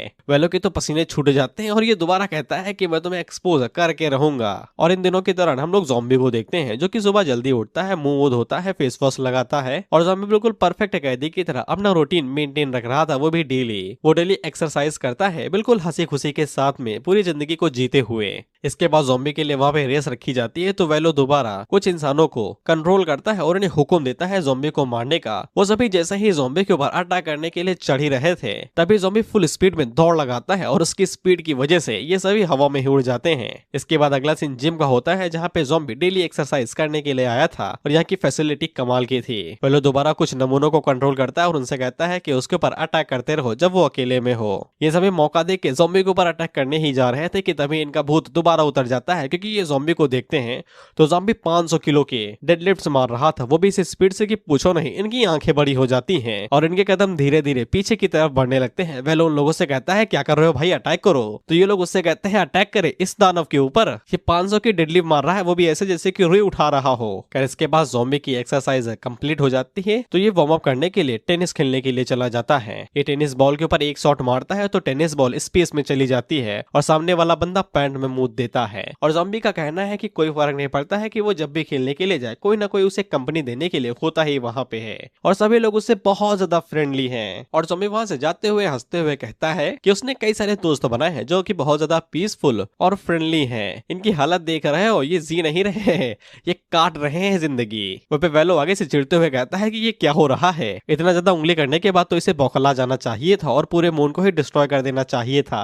इतने बार अटैक होने के बावजूद ये कुछ कर क्यों नहीं रहा है, कि ये पहले की जैसे नहीं रहा। अब इधर हम लोग वैलेट को देखते हैं जिसके पास डुवान का कॉल आता है। डुवान वैलेट से पूछती है कि वहाँ चांद वाली जेल पे कुछ उल्टा सीधा हो रहा है क्या। तो वैलेट आगे से बताते हैं कि कुछ भी नहीं, बिल्कुल नॉर्मल है, बस कुछ ही कैदी हैं जो कि यहाँ पे परेशानी खड़ी करने की कोशिश कर रहे हैं बस। तो डुवान वैलेट को बताती है कि उन्हें खबर मिली है कि कोई यहाँ पे ज़ॉम्बी के लिए परेशानी खड़ी करना चाहता है। वॉयलेट आगे से कहती है कि ज़ॉम्बी के लिए परेशानी खड़ी करना, कौन भाई जी के थक चुका है भाई, किसे मारने का शौक चढ़ाया हुआ है। इस पे डुआन आगे से कहती है कि हमें ज़ॉम्बी की चिंता नहीं है बल्कि खुद की है, क्योंकि उन लोगों के ऊपर पक्का अटैक हुआ है। वहीं पे हम लोग चीफ को देखते हैं और इनकी सर्जरी हो रही थी नैनो मेटल से। बेशक चीफ के बताने के बाद इन लोगों ने वहां पे रिसर्च करने के लिए कुछ लोगों को भी भेजा था, लेकिन एकेडमी के ऊपर एक खरोच तक नहीं थे, बिल्कुल नॉर्मल था वहां पे सब कुछ। अब हम लोग स्पेशल इन्वेस्टिगेशन टीम को देखते हैं जो कि अकेडमी को चेक करने के लिए आए थे। ये सबसे पहले पर्दा उठा के मेज चेक करते हैं, किसी का गाल खींचते हैं और उसे पूछते हैं दर्द हो रहा है। इंग कहता है कि बिल्कुल भी नहीं, साले दर्द तो होगा ही गाल खींचेगा तो। और वो इससे पूछता है कि ये अचानक से इन्वेस्टिगेशन टीम यहाँ पे क्यों आ गई। तो ये फोन करके हेड को बताता है कि उसने सब कुछ चेक कर लिया है, यहाँ पे कोई भी निशान नहीं है कि एकेडमी के ऊपर अटैक हुआ था। और वो उन लोगों से कहता है कि आपका दिमाग खराब हो गया है, सोडा ज्यादा पी रहे हैं, गैस बन रही होगी। उसी टाइम पे हम लोग क्वीन को देखते हैं और ये इतने समय रियलिटी के अंदर फाइट कर रहे थे और क्वीन इसकी बॉडी के आर पार हो जाती है, तब भी इसे पता नहीं चलता है। हालांकि इसे हल्का सा करंट तो लगता है, लेकिन वो कुछ ज्यादा नोटिस करने वाला नहीं था। और क्वीन उसे देखते हुए कहती है कि ये अंधा हो गया है क्या, मैं इसकी बॉडी से आर पार निकल गई, मार खा रही हूँ, इसे दिखाई ही नहीं दे रहा है। मैं इस सफेद बालों वाले लड़के का भी नाम चेक कर आया हूँ, मुझे पता चला है इसका नाम नियाई है, तो अब से हम इसे नियाई ही बुलाएंगे। नियाई ब्लड क्वीन से कहती है कि ये बिल्कुल यूजलेस है, मैंने तुम्हें अपनी इल्यूजन के साथ मर्ज कर लिया है अपने दिमाग के अंदर। बाहरी दुनिया के अंदर तुम्हें कोई भी देख नहीं पाएगा, ना ही तुम्हें कोई नोटिस कर पाएगा। भले ही तुम उसे मार दो, लेकिन इसके बावजूद ये कुछ भी नहीं होगा, सब कुछ सेम ही रहेगा। मुझे इस लड़की का भी नाम पता चल गया है जो कि है बटरफ्लाई। और ये क्वीन से कहती है मुझे समझ में नहीं आ रहा है कि तुम हमें मना क्यों कर रही हो, जबकि तुम हम में से ही एक हो। इससे कोई फर्क नहीं पड़ता है कि तुम्हारा मास्टर कौन है, तुम हमसे ही एक हो। वैम्पायर क्वीन उन लोगों से कहती है दिमाग खराब है क्या, बकवास बिल्कुल ना करो, मैं किसी की इमेजिनेशन नहीं हूँ, मैं ब्लड क्लैन की ब्लड क्वीन हूँ और मेरे पास तो मास्टर बिल्कुल भी नहीं है। उसी टाइम पे ताई बटरफ्लाई से कहती है कि ये अनट्रेंड है, ये किसी की भी बात नहीं सुनेगी, मुझे इसके साथ फाइट करने दो, 2-3 हड्डियां तोड़ूंगा तो फिर इसे सब कुछ समझ में आ जाएगा और ये हमारे प्लान को बर्बाद नहीं करेगी। जिसपे वैम्पायर क्वीन आगे से कहती है कि तुम कुछ ज्यादा ही बोल रहे हो भाई, पिछली बार मैं केयरलेस थी और तुम लोगों ने मुझे पकड़ लिया था, लेकिन इस बार मैं तुम्हें धूल में मिला दूंगी। वहाँ पे इन्वेस्टिगेशन टीम का काम खत्म हो चुका था, तो ये लोग यहाँ से निकल रहे थे। अब उसी टाइम पे हम लोग ताई और क्वीन को फाइट करते हुए देखते हैं, जहाँ पे टाई क्वीन के ऊपर भारी पड़ रहा था और वह उसे उठा के नीचे ही पटक देता है और उसके पीछे जाके सीधा उसी के ऊपर गिरता है और वहां पे तगड़ा धमाका होता है। नियाई टाई से कहती है कि उनके पास ज्यादा टाइम नहीं है, उसका इल्यूजन कुछ ही देर के अंदर खत्म हो जाएगा। इसीलिए नियाई टाई से कहती है कि वो वहाँ पे इल्यूजन के लेवल को बढ़ाने वाली है और उसे हाईएस्ट कवर देगी, लेकिन उसे जल्दी खत्म करना पड़ेगा। वहाँ पे ब्लड क्वीन और टाई आपस में फाइट कर रहे थे, लेकिन इन दोनों के बीच में ये फाइट इक्वल हो रही थी। ब्लड क्वीन ताई के ऊपर एक लात मारती है तो ताई उड़ते हुए बिल्डिंग के अंदर घुसता है और डायरेक्ट बटरफ्लाई के पास आके गिरता है। तो फिर बटरफ्लाई यहाँ पे टाई की पावर को बढ़ाती है और उसे कहती है कि तुम पूरी तरीके से भूल चुके हो, मैं तुम्हें दोबारा याद दिलाती हूँ कि तुम्हारी असली फॉर्म क्या है। इसके बाद बटरफ्लाई मंत्र टाइप में कुछ पढ़ती है कि मैंने धरती को इमेजिन किया माउंटेन को तोड़ते हुए, चिल्लाते हुए, वगैरह वगैरह। वहीं पे हम लोग टाई की बॉडी के ऊपर देखते हैं तो उसकी बॉडी के ऊपर रॉक आने लगते हैं, जिसके बाद वो एक बहुत बड़े जाइंट रॉक मॉन्स्टर के अंदर चेंज हो जाता है। वहीं पे बटरफ्लाई ब्लड क्वीन से कहती है कि यह पावर, जिसको पावर ऑफ द माइंड कहा गया है, इसकी पावर भगवान के दूत की इमेजिनेशन से आती है और बिना मास्टर के ब्लड क्वीन ताई का सामना नहीं कर पाएगी। जिसपे क्वीन अटैक करते हुए कहती है कि जरूर तुम कुछ ज्यादा ही बोलती हो। इसके बाद टाई भी अपने पंच का इस्तेमाल करता है क्वीन के ऊपर, तो क्वीन भी आगे से अपना पंच उसके पंच में मारती है, जिससे वहां पे तगड़ा धमाका होता है। हालांकि टाई को तो कुछ भी नहीं होता है, लेकिन क्वीन फोर्स की वजह से पीछे ढकेली जाती है। टाई उसी मौके पे दूसरे पंच से क्वीन के ऊपर अटैक करता है, तो क्वीन जल्दी से खुद के हाथ को रिकवर करती है और पंच को डॉज करते हुए उसके हाथ के ऊपर चढ़ जाती है और वहीं से टाई की सर की तरफ आगे बढ़ने लगती है। तो बटरफ्लाई आगे से अर्थ बूम का इस्तेमाल करती है और टाई एक जोरदार पंच क्वीन के ऊपर दे मारता है। इसके बाद टाई अपनी बॉडी को वहां पे ट्रांसफॉर्म करने लगता है और अपने ऊपर कई सारे स्पाइक्स को निकालने लगता है, जिनमें से कई सारे स्पाइक्स सीधा जाके क्वीन की बॉडी के अंदर धस जाते हैं, जिससे क्वीन काफी ज्यादा घायल हो जाती है और वहां पे बहुत बड़े स्पाइक्स का पहाड़ बन जाता है। इसके बाद बटरफ्लाई दोबारा क्वीन को ताना मारती है, ये कहते हुए ये मत समझना कि तुम बहुत ज्यादा महान हो क्योंकि तुम रीजनरेट कर सकती हो। ये जो स्पाइक्स हैं ये तुम्हारी डिवाइन पावर को एब्जॉर्ब कर सकते हैं जब तक तुम्हारे अंदर कुछ भी नहीं बचेगा खून के सिवा। इसीलिए अगर भीख मांगनी है तो फिर मांग सकती हो जब तक तुम जिंदा हो। एक बार तुम्हारी पावर खत्म, जिसके बाद तुम यहाँ से धूल बन के गायब हो जाओगी। लेकिन क्वीन को इससे कोई फर्क नहीं पड़ता था, जिसके बाद उसकी बॉडी वहाँ पे पिघलने लगती है। ये देख के तो बटरफ्लाई भी काफी ज्यादा हैरान होती है, लेकिन उसे ऐसा लगता है कि ये उसके स्किल की वजह से हो रहा है। उसी टाइम पे न्याय बटरफ्लाई से कहती है कि सावधान हो, वो अटैक करने वाली है। तो फिर हम देखते हैं कि ब्लड क्वीन इतनी तेजी के साथ आगे बढ़ती है कि वो किसी को दिखाई नहीं देती है और वो बटरफ्लाई के गले के ऊपर स्क्रैच मार के पीछे निकल जाती है। ऑफ कोर्स इस सीरीज में कोई भी नहीं मरता है, इसीलिए बटरफ्लाई सिर्फ नीचे जाके गिरती है और न्याय उसे दोबारा अपने पास रिस्पॉन कर लेती है, उसे ये कहते हुए कि तुम बहुत ज्यादा केयरलेस हो रही थी। वह पे ब्लड क्वीन उन लोगों को ताना मारते हुए कहती है कि अच्छा, तुम जैसे भगवान जैसे लोग भी चोट लगने पे खून बहा देते हैं, मुझे तो आज पता चला। न्याय बटरफ्लाई से कहती है कि अगर मैं जल्दी एक्ट ना करती तो फिर तुम मारी जाती। बटरफ्लाई आगे से कहती है कि किसने सोचा था कि एक बेवकूफ गॉड जिसके पास मास्टर भी नहीं है उसके पास ऐसी ताकत होगी। जिसपे न्याय अपनी पावर्स का यूज करते हुए कहती है कि इससे फर्क नहीं पड़ता है, बिना मास्टर के उसकी पावर लगातार नहीं बढ़ती रहेगी, कभी ना कभी तो उसकी पावर खत्म हुई होगी, हमें एक साथ अटैक करना पड़ेगा। इसके बाद ये भी अपने मंत्र पढ़ती है और कहती है मैं इमेजिन करती हूँ घंटियां बजेंगी, समय थम जाएगा और सभी चाहते शांति में लौट आएंगी, मेरे भगवान यहाँ पे आइए। जिसके बाद न्याय भी यहाँ पे अपने गॉड को समन करती है जो कि एक बिल्ली है। I love this pussy cat. वैसे इनके नाम भी है लेकिन वो डायरेक्ट चाइनीज में है ना, तो मैं ट्रांसलेट नहीं कर सकता। By the way Chinese people love poetry, क्योंकि ये नाम को भी पोयम में लिखते हैं। इसका नाम है अनडिस्टर्ब्ड पीसफुल डेली लाइफ। अब मैं कंप्लेंट भी नहीं कर सकता हूँ भाई, गूगल से ट्रांसलेट कर रहा हूँ। खैर हम स्टोरी में वापस आते हैं। बटरफ्लाई ताई से कहती है अटैक करने को, तो फिर ताई अपने पहाड़ से बाहर निकलता है और वो क्वीन के ऊपर एक जोरदार अटैक करता है। वहीं पे साइड से प्लेन जा रहा था, तो फिर ताई का हाथ इन लोगों को दिखाई दे जाता है और ये लोग चिल्लाने लगते हैं कि ये क्या है। तो फिर न्याय आगे से दोबारा ड्रीम रियलम का इस्तेमाल करती है, जिससे ये सभी लोग दोबारा इल्यूजन के अंदर आ जाते हैं और बाहर से सब कुछ गायब हो जाएगा। इसलिए ये प्लेन वाले जब आंखें मीच के दोबारा बाहर देखते हैं तो फिर इन्हें कुछ भी दिखाई नहीं देता है और इन्हें ऐसा लगता है कि इन्होंने बस अभी ख्वाब देखा। खैर हम लोग क्वीन को देखते हैं, तो फिर उसके ऊपर कैट अटैक करने के लिए अपना पंजा आगे बढ़ाती है, लेकिन अगले ही पल वो गायब हो जाती है, जो कि बेशक एक धोखा था, क्योंकि साइड से ताई बाहर निकलता है और वो क्वीन के ऊपर एक जोरदार पंच मारता है, जिससे क्वीन को बहुत ज्यादा जोर का झटका लगता है और वो टप्पा खाते हुए पानी के अंदर जाके गिरती है। वहीं पे बटरफ्लाई आगे से कहती है कि एक स्पिरिट बिना मास्टर के इतनी देर तक कैसे टिक सकती है, ये कितनी ज्यादा पावरफुल होगी। जिसपे न्याय आगे से कहती है कि ये मुमकिन कैसे है, इसका ऑरा पहले ही वीक हो चुका है, जब मैंने इसे पिछली बार देखा था तब ये अर्थ पे हजारों साल पहले थी, इसे तो कब का गायब हो जाना चाहिए था। इस पे गॉडेस कैट आगे से कहती है कि मुझे उसके अंदर एक अजीब सी एनर्जी महसूस हो रही है जो उसको जिंदा रखे हुए है। जिसके बाद हम लोग क्वीन को देखते हैं और मैं बेशक पता है कि वो एनर्जी और कुछ नहीं, ज़ॉम्बी के डीएनए है। वहीं पे इन लोगों को ऐसा लग रहा था कि ब्लड क्वीन उस पावर का इस्तेमाल नहीं कर सकती है, नहीं तो वो लोग मारे जाएंगे, लेकिन इन्हें क्या पता कि ब्लड क्वीन ज़ॉम्बी के डीएनए को एक्टिवेट कर लेती है और वो ज़ॉम्बी के जीन्स को इस्तेमाल करते हुए वहां पे ब्लड रेन का इस्तेमाल करने लगती है और उन लोगों से कहती है कि तुम्हारे एवोल्यूशन लोगों को छुपाने के लिए काम में आता है ना, तो फिर हम इसका इस्तेमाल करेंगे।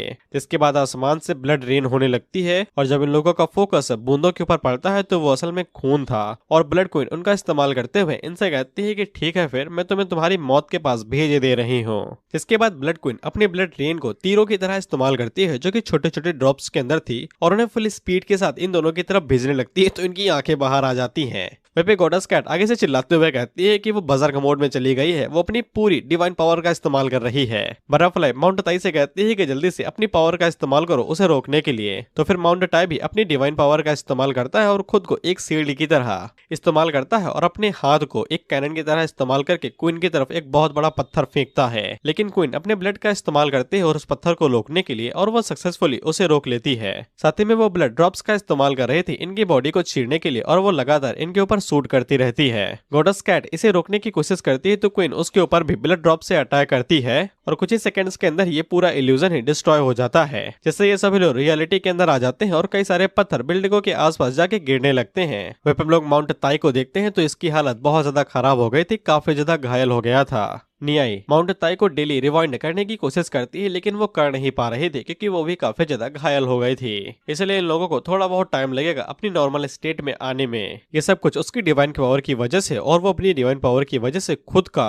वजूद भी मेंटेन नहीं रख सकती है। फिर हम लोग गॉडेस कैट को देखते हैं। गॉडेस कैट को कुछ भी नहीं हुआ था क्योंकि इसकी सब्स्टिट्यूट न्याय है, इसलिए जब तक वो जिंदा है तब तक गॉडेस कैट खुद को रिवाइव कर सकती है, इसलिए वो अभी के लिए यहाँ से चली जाती है। बटरफ्लाई आगे से कहती है कि उसके पास तो कोई होस्ट भी नहीं है, ना ही कोई मास्टर है, तो फिर वो इतना पावरफुल अटैक कैसे कर सकती है। जिसपे न्याय आगे से कहती है क्योंकि वो अपना पूरा जोर लगा रही थी बिना होस्ट के माउंट ताई से फाइट करने के लिए, उसने अपना सब कुछ दांव पे लगा दिया लास्ट अटैक के अंदर। वह ब्लड क्वीन उन दोनों से कहती है कि इस बार मैं जीती।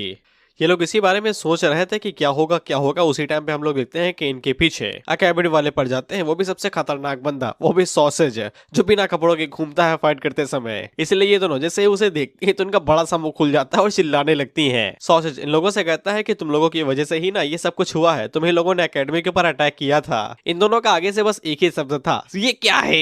सॉसेज लैंड होता ही इन दोनों के ऊपर धड़ाम से घुसा मारता है तो फिर ताई सामने आके उसे ब्लॉक कर लेता है, लेकिन टाई की एनर्जी खत्म हो रही थी, इसीलिए उसे ब्लॉक करने में काफी ज्यादा तकलीफ हो रही थी। लेकिन निया की माइंड एनर्जी बहुत ज्यादा थकी हुई थी, इसीलिए वो यहाँ पे इल्यूजन भी नहीं बना सकती थी। इसीलिए वो टाई और बटरफ्लाई से कहती है कि उस बेवकूफ के साथ लड़ने की जरूरत नहीं है, हमें यहाँ से निकलना होगा। जिसपे बटरफ्लाई आगे से चीखते हुए कहती है कि उस हरामी के साथ लड़ना भी कौन चाहता है। अगर टाई यहाँ पे थका ना होता तो फिर वो इसे ठरकी के आलू पापड़ बना देता। जिसके बाद वो टाई के ऊपर चिल्लाते हुए कहती है कि जल्दी से इस ठरकी को मेरी आंखों से दूर करो। इसके बाद उन दोनों के बीचों में हैंड टू हैंड कॉम्बैक्ट होने लगता है और वो दोनों ही एक दूसरे के बराबर थे। लेकिन टाई मौका देख के सॉसेज के मुंह के ऊपर हुक मार देता है, लेकिन सॉसेज नीचे गिरने से पहले ही टाई को स्पेशल तरीके से लॉक कर लेता है। जिसके बाद वो डुआन से कहता है कि अभी करो। तो हम लोग देखते हैं कि डुआन हेलीकॉप्टर के अंदर उड़ रही थी और डुआन ने भी इतने समय ज़ॉम्बी के डीएनए के नशे किए हुए थे। जिसके बाद डुआन एक मेगा कैनन का यूज करती है और टाई के ऊपर एक मेगा ब्लास्ट मारती है। मेगा ब्लास्ट सीधा टाई से हिट होता है और टाई काफी ज्यादा घायल हो जाता है। जिसके बाद हेड वहां पे आता है जो कि इन दोनों से कहता है कि तुम लोगों ने पब्लिक की जान खतरे में डाली है तो फिर तुम्हें अरेस्ट किया जाता है। बटरफ्लाई आगे से कहती है कि ये कंट्री एक टॉप फाइटिंग फोर्स है, इन लोगों ने एशियन टेक्नोलॉजी को अडॉप्ट कर लिया है तो ये पहले के मुकाबले और भी ज्यादा शक्तिशाली हो गए हैं। वहीं निया आगे से क्वीन के बारे में बात करते हुए कहती है कि वो कहाँ पे चली गई, क्या उस अटैक की वजह से वो भी मारी गई।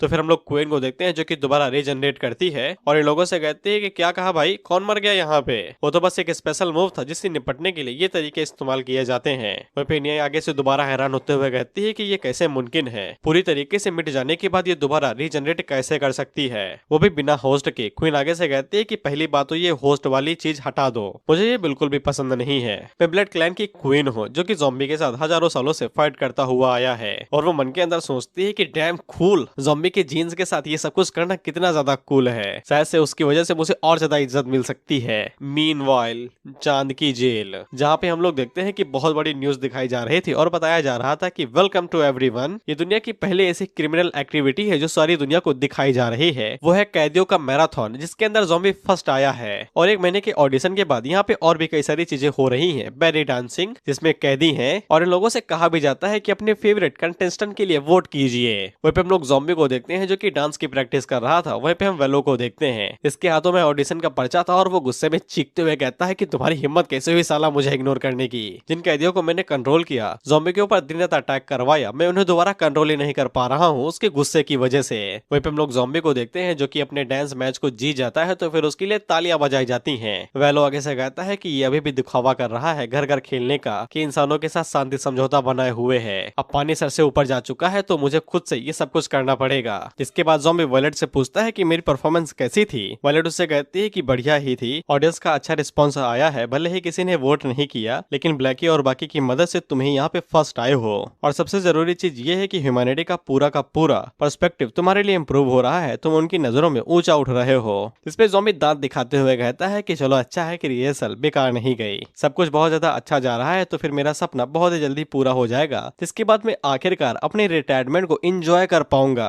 रिटायरमेंट भैया किससे, जनरेशन टू जनरेशन डिस्ट्रॉय करने से। कर उसी टाइम पे होस्ट ज़ॉम्बी से कहता है कि जल्दी आओ यार, मील का चैलेंज शुरू होने वाला है, लेट हो जाओगे। तो फिर ज़ॉम्बी आगे बढ़ ही रहा था कि तभी वो रुक जाता है क्योंकि उसे पता चल जाता है कि वेलो अटैक करने वाला है। वायलेट ज़ॉम्बी के कंधे के ऊपर हाथ रखती है और उसे कहती है कि स्टेज पे जाओ नहीं तो तुम एलिमिनेट हो जाओगे, अपने दिमाग को शांत रखो और सारा फोकस कॉन्टेस्ट के ऊपर लगाओ, बाकी मैं देख लूंगी। जिसके बाद वायलेट ऑक्सीजन मास्क को पहनती है, ज़ॉम्बी स्टेज पे चला जाता है और वायलेट ऊपर स्पेस में वेलो के साथ फाइट करने के लिए, जहाँ पे हम लोग देखते हैं कि वेलो दोबारा मैनिफेस्टेशन का इस्तेमाल करता है और कई सारे मुंडिया बना के प्रिजन के ऊपर अटैक करने के लिए भेज देता है। उसी टाइम पे वायलेट बाहर निकलती है जो कि शॉट का इस्तेमाल करते हुए उन सभी मुंडियों को डिस्ट्रॉय कर देती है, चक्री की तरह घूम के और उनके छोटे छोटे टुकड़े करके। जिसके बाद वायलेट वेलो की तरफ मुड़ती है और उससे कहती है कि तुम वही हो ना जिसके बारे में डुआन बात कर रही थी। वेलो उसे कहता है कि इंसान जिसको मौत के बारे में कुछ भी पता नहीं है लेकिन इसके बावजूद एक भगवान के दूत के खिलाफ अपनी शॉट घुमा रही है। वायलेट उसकी तरफ शॉट फेंक के मारती है तो शॉट वेलो के बालों को चीरते हुए निकल जाती है और वायलेट उसे कहती है कि घंटा मुझे फर्क नहीं पड़ता है कि तुम गॉड हो या फिर डीमन हो, मैं किसी को भी अलाउ नहीं करूंगी कि वो इस प्लान को डिस्ट्रॉय करे क्योंकि यही प्लान हमारी जनरेशन के जिंदा रहने पे डिपेंड करता है। वेलो पहले तो वायलेट को चाइल्डिश कहता है लेकिन बाद में वो उससे कहता है, वैसे भी तुम मरने ही वाले हो, तो फिर मैं तुम्हें दिखाऊंगा कि हमारे डिवाइन एरा की सिविलाइजेशन फाइट कैसे करते हैं। इसके बाद वेलो वहाँ पे इमेजिन करता है कि चांद एक शीशे में बदल जाएगा जो इंसानों के दिलों का डर दिखाएगा। इसके बाद वेलो वहाँ पे अपनी बॉडी को चेंज करने लगता है, तो फिर उसकी बॉडी चेंज होके ब्लड मून रिफ्लेक्शन की वजह से वो अपनी मिथिकल फॉर्म के अंदर आ जाता है, जो कि है ये अजीब सा कीड़ा। बाय द वे क्रीचर काफी ज्यादा कूल दिख रहा है। जिसके बाद हम लोग स्पेशल लॉ ब्यूरो को देखते हैं, जहाँ पे हम लोग बटरफ्लाई को देखते हैं और इसके ऊपर 3-4 चट्टे मारे गए थे, मुंह से पता चल रहा होगा। और ये इन लोगों से कह रहे थे कि अगर तुम लोग चाहो तो फिर मुझे मार सकते हो। हालांकि सोचे उसे इग्नोर करके आगे बढ़ जाता है। वहाँ पे ब्लैकी आता है जो कि इन लोगों से पूछता है कि इन लोगों ने ही एकेडमी के ऊपर अटैक किया था ना, जिसपे हेड ब्लैकी से कहते हैं कि इसे हल्के में मत लो, इसने एक जायंट को समन किया था और हमने अपने इलाइट्स को भेजा था इन्हें पकड़ने के लिए। रही बात दूसरी वाले की यानी कि नियाई की, तो वो काफी सीरियस इंजरी के साथ भाग निकली है। लैंड और ब्लड क्वीन एक साथ मिलकर उसे ढूंढने की कोशिश कर रहे हैं और ब्लड क्वीन लैंकी से कहती है कि हमको ज्वाइन कर लो। ब्लैकी आगे से हाथ को चटकटाते हुए कहता है कि इन लोगों ने इंसानों के बीच में पैनिक को पैदा किया है, हमारे प्लान को इससे बहुत ज्यादा नुकसान हो सकता है, अगर तुम चाहो तो हम थोड़ी बहुत मदद कर सकते हैं। सामने से बटरफ्लाई आगे से कहती है कि मैं झुकूंगी नहीं, चाहे तुम जितना ही बेइज्जती और टॉर्चर कर लो। साइड से डुवान कहती है कि इसकी जरूरत ही नहीं है, ये कुछ ज्यादा ही कोऑपरेटिव थी, इसने हमें सब कुछ बता दिया है, इनकी ओरिजिन, इनकी फोर्स के बारे में, इनकी फाइटिंग स्टाइल के बारे में, यहाँ तक कि इन्होंने जो किया था उसके पर्पस के बारे में भी। इससे तो ब्लैकी हैरान होता है और पूछता है कि तो फिर ये इतना ज्यादा चिल्ला क्यों रही थी कि ये झुकेगी नहीं। जिसपे बटरफ्लाई आगे से बताती है कि तुम लोगों की इन्फॉर्मेशन के लिए हम लोगों ने कई सारी बुक्स पढ़ी है तुम्हारी, हमें पता है कि तुम जब भी किसी को कैप्चर कर लेते हो तो वो तुम लोगों से टॉर्चर करते हो और उससे इन्फॉर्मेशन निकलवाते हो, लेकिन इसके बावजूद वो झुकता नहीं है। यही तुम लोगों का नॉर्मल रूटीन नहीं है क्या? नुआन आगे से हैरान होकर कहती है कि ये किस तरह की बुक्स पढ़ रही है, किसी बॉलीवुड की मूवी की स्क्रिप्ट तो नहीं है। खैर डुआन ब्लैकी को इन्फॉर्मेशन देती है जो उन लोगों ने बटरफ्लाई से निकलवाई थी। ब्लैकी उस इन्फॉर्मेशन को पढ़ता है तो फिर उसे पता चलता है कि ये सभी लोग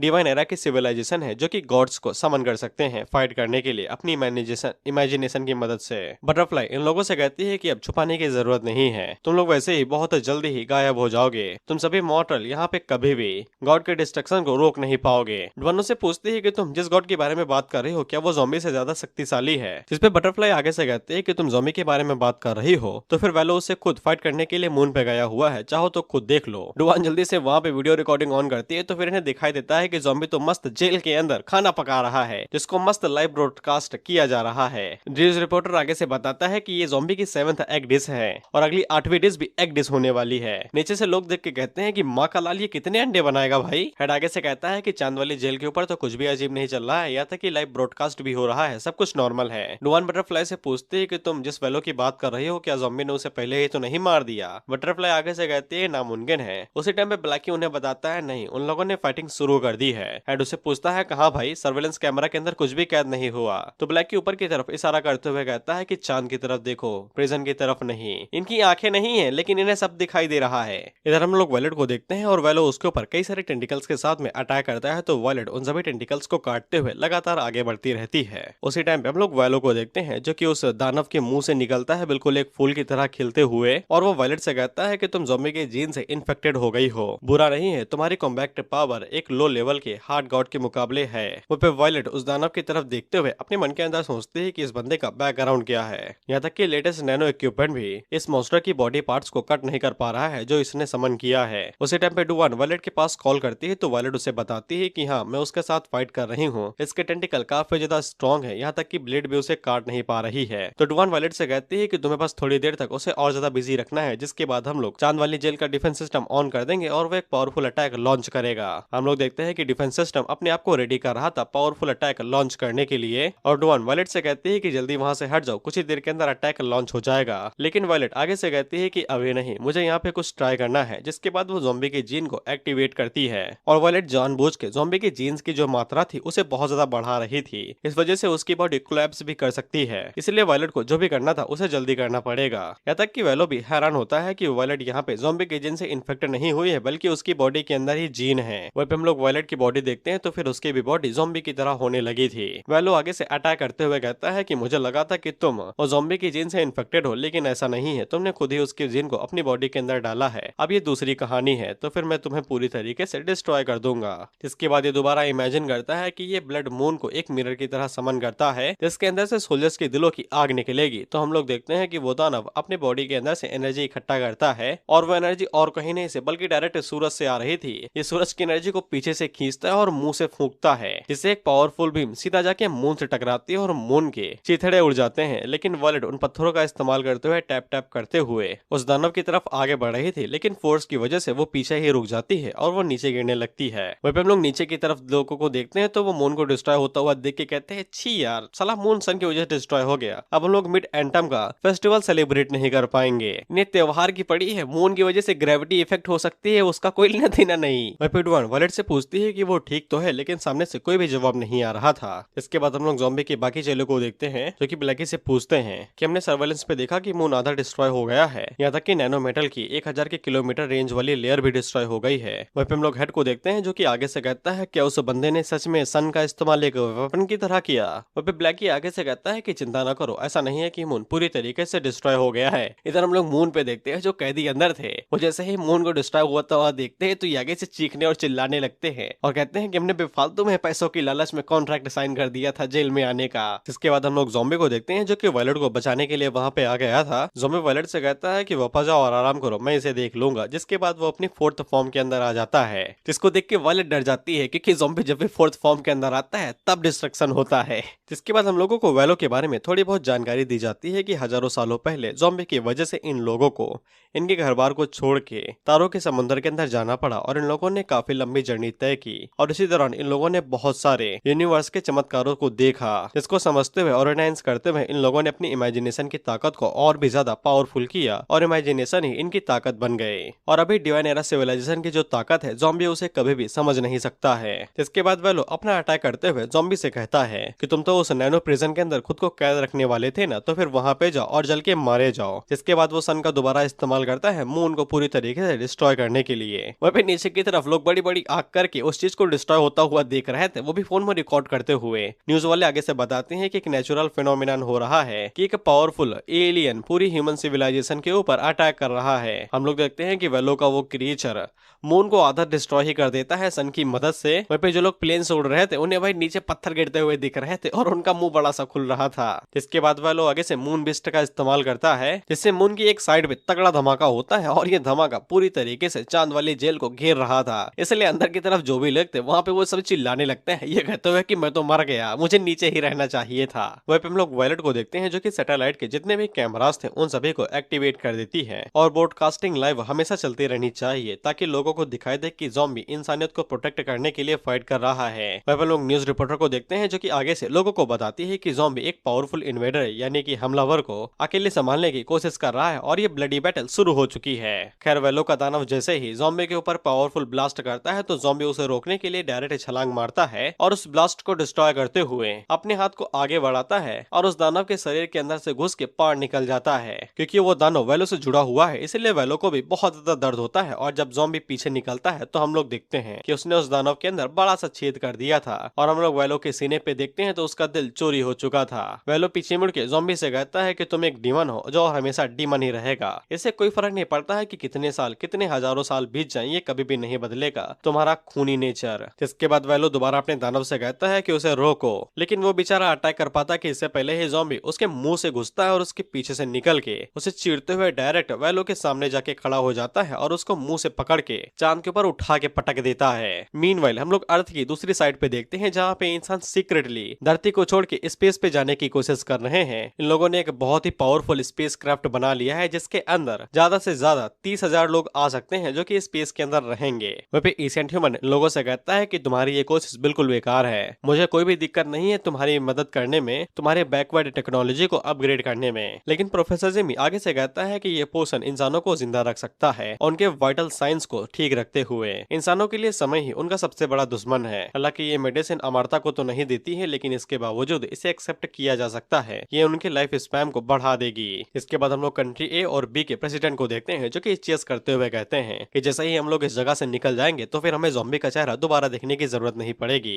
और ज़ॉम्बी की वजह से ह्यूमैनिटी मरेगी नहीं, ह्यूमैनिटी हमेशा सेफ रहेगी। प्रेसिडेंट भी आगे से कहता है कि ज़ॉम्बी अभी तक मून के अंदर खुद को सही से बिहेव कर रहा है, इसलिए हम लोगों के पास बहुत ज्यादा टाइम है, तब तक हम लोग आसानी के साथ सोलर सिस्टम से बाहर निकल जाएंगे। उसी टाइम पे वहाँ पे स्टार और रेन आती है जो कि प्रेसिडेंट बी को बताती है कि कुछ गड़बड़ हो गई है। तो प्रेसिडेंट भी वहाँ से भागते हुए कहता है कि छोड़ो यार, मुझे जाने दो यहाँ से, मुझे और नहीं देखना है ये लड़ाई दंगा। लेकिन वो दोनों उसे रोक लेते हैं ये कहते हुए कि देखना तो पड़ेगा क्योंकि आप सोलर सिस्टम से बाहर ही नहीं जा सकते हैं। जिसके बाद हम लोग वेलो के उस दानव को देखते हैं हैं जो कि काफी ज्यादा घायल हो चुका था और ये गायब ही होने वाला था क्योंकि वेलो भी बहुत बुरी तरीके से घायल हो चुका था। जिसके बाद ज़ॉम्बी अपनी नॉर्मल सेल्फ में आता है और वहां से जाते हुए कहता है कि साला मैंने कुछ ज्यादा ही कर दिया, खैर अभी भी मेरे पास करने के लिए बहुत कुछ है। जिसके बाद वो वहां से जाते हुए कहता है कि चलो चल के हॉलीडे सेलिब्रेट करते हैं, छुट्टी का दिन है। लेकिन वेलो ज़ॉम्बी को रोकता है और उससे कहता है उनकी सिविलाइजेशन की हिस्ट्री के अंदर वेलो ने ज़ॉम्बी की पावर को अनगिनत बार देखा है, यहाँ तक कि हजारों सालों तक भी उसकी पावर को महसूस किया है। ज़ॉम्बी की पर्सनालिटी से लेके उसकी फाइटिंग स्टाइल, हर एक चीज को वेलो ने बहुत अच्छे से स्टडी किया और जब आखिरकार वेलो ने ज़ॉम्बी का सामना डायरेक्टली किया तब उसे समझ में आ गया है कि ज़ॉम्बी की स्ट्रेंथ उनके मिथ और उनकी रिसर्च से कई गुना ज्यादा टेरिफाइंग है। अब इसके बाद हम लोग देखते हैं कि वेलो का दिल दोबारा रिजनरेट होने लगता है और ज़ॉम्बी उससे कहता है क्या तुम यहाँ से जाने वाले नहीं थे। लेकिन हम लोग वेलो को देखते हैं जो कि दोबारा अपनी इमेजिनेशन का इस्तेमाल करता है, जिसके बाद वो अपने ही दानव के साथ मर्ज होने लगता है और ज़ॉम्बी से कहता है कि वो डिवाइन एनमी वेलो, एनमी यानी कि दूत, वो पर्सनली ज़ॉम्बी का शिकार करेगा। जिसके बाद वो एक बहुत ही पावरफुल बीइंग के अंदर ट्रांसफॉर्म हो जाता है जिसके 6 हाथ और 7 आंखें थी। जिसके अगले सीन में हम लोग देखते हैं कि जैसे ही लोगों को पता चलता है कि दुनिया डिस्ट्रॉय होने वाली है तो फिर सभी लोग अपनी औकात पे आ जाते हैं और मॉल के अंदर जाके चोरी बोरी करने लगते हैं। बटरफ्लाई आगे से कहती है कि वेलो ने यहाँ पे अपने कदम आगे बढ़ा दिए हैं, इसलिए अब उसे यहाँ पे कुछ भी करने की जरूरत नहीं है। हम देखते हैं कि डर की वजह से बहुत लोग बौखला जाते हैं और पैनिक में आने की वजह से वो लोग चोरी चकारी शुरू कर देते हैं। जिनको जो भी चाहिए था वो लोग वहां से उठा के लेके जा रहे थे। एक बंदा तो PS5 उठा के लेके जा रहा था। ये कहते हैं हुर्रे, अब से मुझे काम करने की जरूरत नहीं है, कुछ दिन बचे हैं GTA 5 खेलूंगा। लेकिन उसी टाइम पे हम लोग देखते हैं कि वहाँ पे दूसरी न्यूज आती है जो कि उन लोगों को बताती है कि जिस एलियन ने अटैक किया था ज़ॉम्बी ने उसका सामना किया और एक पंच के अंदर ही उसे मार गिराया। ये बैटल 2 मिनट और 37 सेकंड तक चली और दुनिया के अंदर दोबारा शांति आ चुकी है। कांग्रेचुलेशन। तो ये लोग जैसे ही ये वाले न्यूज देखते हैं तो जो भी सामान इन लोगों ने लिया था उसे फेंक देते हैं, ये कहते हुए कि चलो बारबेक्यू करते हैं। इस बंदे ने PS5 चुराया था, उसे नहीं छोड़ा, PS5 जरूरी है भाई। और वो अपने बॉस को कॉल लगा के कहता है बॉस दोबारा नौकरी चाहिए क्या कल से? ठीक है आ जाऊंगा। वहीं पे हम लोग बटरफ्लाई को देखते हैं जो कि ये वाली न्यूज देख के हैरान हो जाती है और वह इन लोगों से कहती है कि तुम्हारी सिविलाइजेशन के अंदर ये सब कुछ इतनी आसानी के साथ नॉर्मल चला गया। डुवन उसे बताती है कि ज़ॉम्बी यहाँ पे हर दिन चीजें डिस्ट्रॉय करते ही रहता है तो हम लोगों को आदत लग गई है, ये कोई नई चीज नहीं है। लेकिन क्या तुम्हारा वो दूत एक पंच के अंदर ही ढेर हो गया? उसी टाइम पे फर आगे से कहता है कि उन्हें इस बारे में कुछ भी नहीं पता है, फुटेज की वजह से उन्हें सब कुछ लाल लाल दिखाई दे रहा है। आगन आगे से कहता है क्या मुझे जाके वहाँ पे चेक करना चाहिए, लेकिन ब्लैकी उसे रोक देता है, ये कहते हुए कि फाइट अभी पूरी तरीके से थमी नहीं है, वहाँ पे जाना बहुत ही ज्यादा डेंजरस होगा, यहाँ तक कि बॉस के मुकाबले में भी ये बहुत ज्यादा खतरनाक है। इधर हम लोग वेलो को देखते हैं जो कि अपने एक हाथ को ऊपर करता है तो वो एनर्जी को इकट्ठा करने लगता है। इसके बाद वेलो वहाँ पे हड्डियों का बना हुआ एक चाबुक समन कर लेता है जिसके ऊपर आग लगी हुई थी और वो ज़ॉम्बी को बताता है कि इसका टेम्परेचर 6000 डिग्री सेल्सियस है। किसी भी नॉर्मल प्रेशर के अंदर ये किसी भी चीज को एक झटके के अंदर ही पिघला सकता है और इसका टेम्परेचर सन के सरफेस के बराबर है। मैं तुम्हें इनकी इमेजिनेशन के बारे में थोड़ा सा बहुत बताना चाहता हूँ क्योंकि जरूरी है। अब ये लोग ऐसे ही चीजें इमेजिन नहीं कर सकते हैं कि जैसे ही सोच लिया कि मेरे हाथों में PS5 आ जाए या फिर कुछ भी आ जाए, तो ये लोग डायरेक्ट इमेजिनेशन का इस्तेमाल नहीं करते हैं। वेलो हम लोगों को बताता है कि वो ऐसा कॉन्सेप्ट सोचता है जिससे कि उसने अभी सोचा कि मून अपनी लाइट को रिफ्लेक्ट कर रहा है और उसके हाथों में एक ब्लेड आ जाए तो फिर उसके हाथों में ये चाबुक आ जाए। ये लोग एग्जैक्टली वो चीज नहीं सोचते हैं जो इन्हें चाहिए, वो कुछ भी मैनिफेस्ट हो जाती है। इस चाबुक की जगह पे और कुछ भी आ सकता था। जिसके बाद वो ज़ॉम्बी से कहता है कि इससे कोई फर्क नहीं पड़ता है कि उसके जीन्स कितने शक्तिशाली हैं, वो इस टेम्परेचर के साथ में कभी भी रुक नहीं पाएंगे और होल्ड नहीं कर पाएंगे इस टेम्परेचर को। इसके बाद वेलो उस चाबुक का इस्तेमाल करता है ज़ॉम्बी के ऊपर अटैक करने से और वो ज़ॉम्बी की गर्दन एक झटके के अंदर ही उड़ा देता है। ज़ॉम्बी उससे कहता है कि ये तो थोड़ा सा इंटरेस्टिंग है, जरा मुझे ट्राई करने दो, और वो उससे कहता है कंटिन्यू करो। जिसके बाद वो अपनी थर्ड फॉर्म के अंदर आ जाता है और ज़ॉम्बी को इस टेम्परेचर से भी कुछ भी नहीं हुआ था। तो फिर वेलो अपने छठवें हाथों का इस्तेमाल करता है जो आग से बने हुए थे और वो ज़ॉम्बी को पकड़ के ऊपर उठाता है। इसके बाद चाबुक की मदद से उसके बॉडी पार्ट्स के टुकड़े टुकड़े कर देता है, लेकिन ज़ॉम्बी को इससे भी कुछ भी नहीं हुआ था और वो दोबारा अपनी बॉडी को रीजनरेट कर लेता है। तो फिर वेलो उड़ते हुए थोड़ा सा ऊपर जाता है और वहीं से अपने चाबुक को गोल गोल घुमाने लगता है, लेकिन ज़ॉम्बी टेलीपोर्ट होकर धड़ाम से वेलो के पीछे ही आ जाता है और उसके ऊपर एक जोरदार पंच मारता है। जिसके बाद ज़ॉम्बी वेलो को गुद्दी से पकड़ता है और उसके एक हाथ को उसकी बॉडी से अलग कर देता है और इसी तरीके से उसके 6 के 6 हाथों को उसकी बॉडी से अलग करने लगता है। इसके बाद ये दोनों इसी तरीके से एक दूसरे के बॉडी पार्ट्स इधर उधर करने लगते हैं खिलौने की तरह और पूरे मून के ऊपर इधर उधर भागा दौड़ी में लड़ाई करने लगते हैं। ज़ॉम्बी वेलो के मुंह के ऊपर एक अपर कट मारता है तो वेलो उड़ते हुए सीधा जाके पृथ्वी के महासागर के अंदर गिरता है। वह पे न्यूज वाले बाकी लोगों को बताते हैं कि एलियन इन्वेंशन अभी तक रुका नहीं है, ज़ॉम्बी उससे फाइट करते हुए अर्थ पे आ चुके हैं, इसलिए जल्दी से हर कोई शेल्टर ले लो। हम लोग देखते हैं कि जब वेलो महासागर के अंदर गिरा था तो फिर उसकी वजह से एक बहुत बड़ी लहर आ गई थी, इससे सुनामी बन जाती है और पूरी बिल्डिंग डूबने वाली थी, जिसको देख के कैमरामैन और माइक माइक वाले की आंखें बाहर आ जाती हैं। जिसके बाद हम लोग वेलो को देखते हैं जो कि दोबारा खुद को इमेजिन करता है और मैं इस बार पढ़े देता हूँ कि ये क्या इमेजिन कर रहा है। मैं खुद को चांद की तरह समझता हूँ, हेवनली लाइटनिंग जो गड़गड़ा रही है, आसमान टूट जाता है, खून का समुद्र उल्टा हो जाता है और इंसानों की दुनिया डार्कनेस में चली जाती है। और ये सब कुछ इमेजिन करने से हम लोग देखते हैं कि पृथ्वी पे एक बहुत बड़ा हरिकेन आ जाता है और इस सच में बहुत बड़ा था, पूरी दुनिया के ऊपर आइस जा सकता है। ज़ॉम्बी वेलो से कहता है, हार्ट ऑफ गॉड, मैं तुम्हें याद रखूंगा कि तुम भी उन लोगों में से थे जिनके साथ मैंने फाइट की थी। जिसके बाद हम लोग वेलो को देखते हैं जो कि दोबारा उस चाबुक का इस्तेमाल करता है और ज़ॉम्बी की तरफ एक तगड़ा स्लैश मारता है, जिससे पूरा समुद्र तो दो हिस्से में बढ़ जाता है और वो स्लैश ज़ॉम्बी की तरफ जाता है। ज़ॉम्बी साइड हट के उसे डॉज करता है तो वो स्लैश सीधा मून से टकराता है और मून के दो टुकड़े हो जाते हैं, जैसे कि वो मून ना हो मक्खन हो। नीचे से लोग चिल्लाते हुए कहते हैं, साला वो मून है, कोई मक्खन का टुकड़ा नहीं जिसको तुम लोग दो स्लाइसेस में काटे दे रहे हो। खैर ज़ॉम्बी को इससे भी कुछ नहीं हुआ था तो फिर वह एक और चीज को इमेजिन करता है, हजारों फिश मून के ऊपर आते हैं पापों के चेहरे बन के। तो फिर हम लोग देखते हैं कि अर्थ की साइड से एक बहुत बड़ी आंख बाहर निकलती है जिसके ऊपर कई सारे मुंह बने हुए थे टेंटिकल्स के साथ में। जिसके बाद हम लोग उस आंख के गोले को ऊपर उठता हुआ देखते हैं जिसका नाम 1000 फेसेस ऑफ मून है। वेलो ने इसका यही नामकरण किया है तो फिर हम लोग इसे यही बुलाएंगे। और ये उड़ते हुए अर्थ सीधा मून की तरफ आगे बढ़ रहा था। वह हम लोग वेलो और ज़ॉम्बी को देखते हैं जो कि मून के टुकड़ों के ऊपर जिगजैग वे में फाइट कर रहे थे।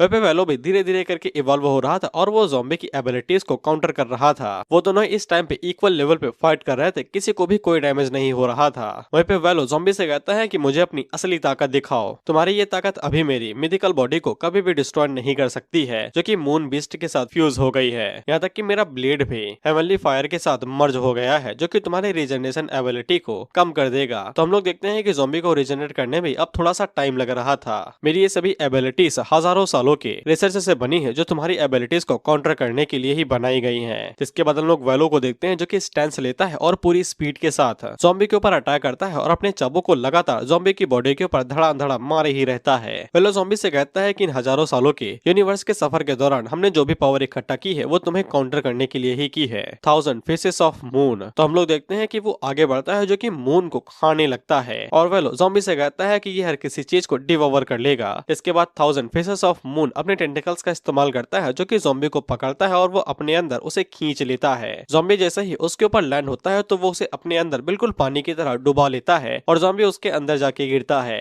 जैसे ही ज़ॉम्बी उसके अंदर लैंड होता है तो फिर वहाँ पे प्लस से एक बॉडी बनने लगती है जो कि वेलो ही था और वो ज़ॉम्बी से कहता है कि मेरे दिमाग के अंदर तुम्हारा स्वागत है 1000 फेसेस ऑफ मून के अंदर। यूनिवर्स के इस लंबे सफर के दौरान जो भी पावर हम लोगों ने इकट्ठा की वो तुम्हें हराने के लिए की।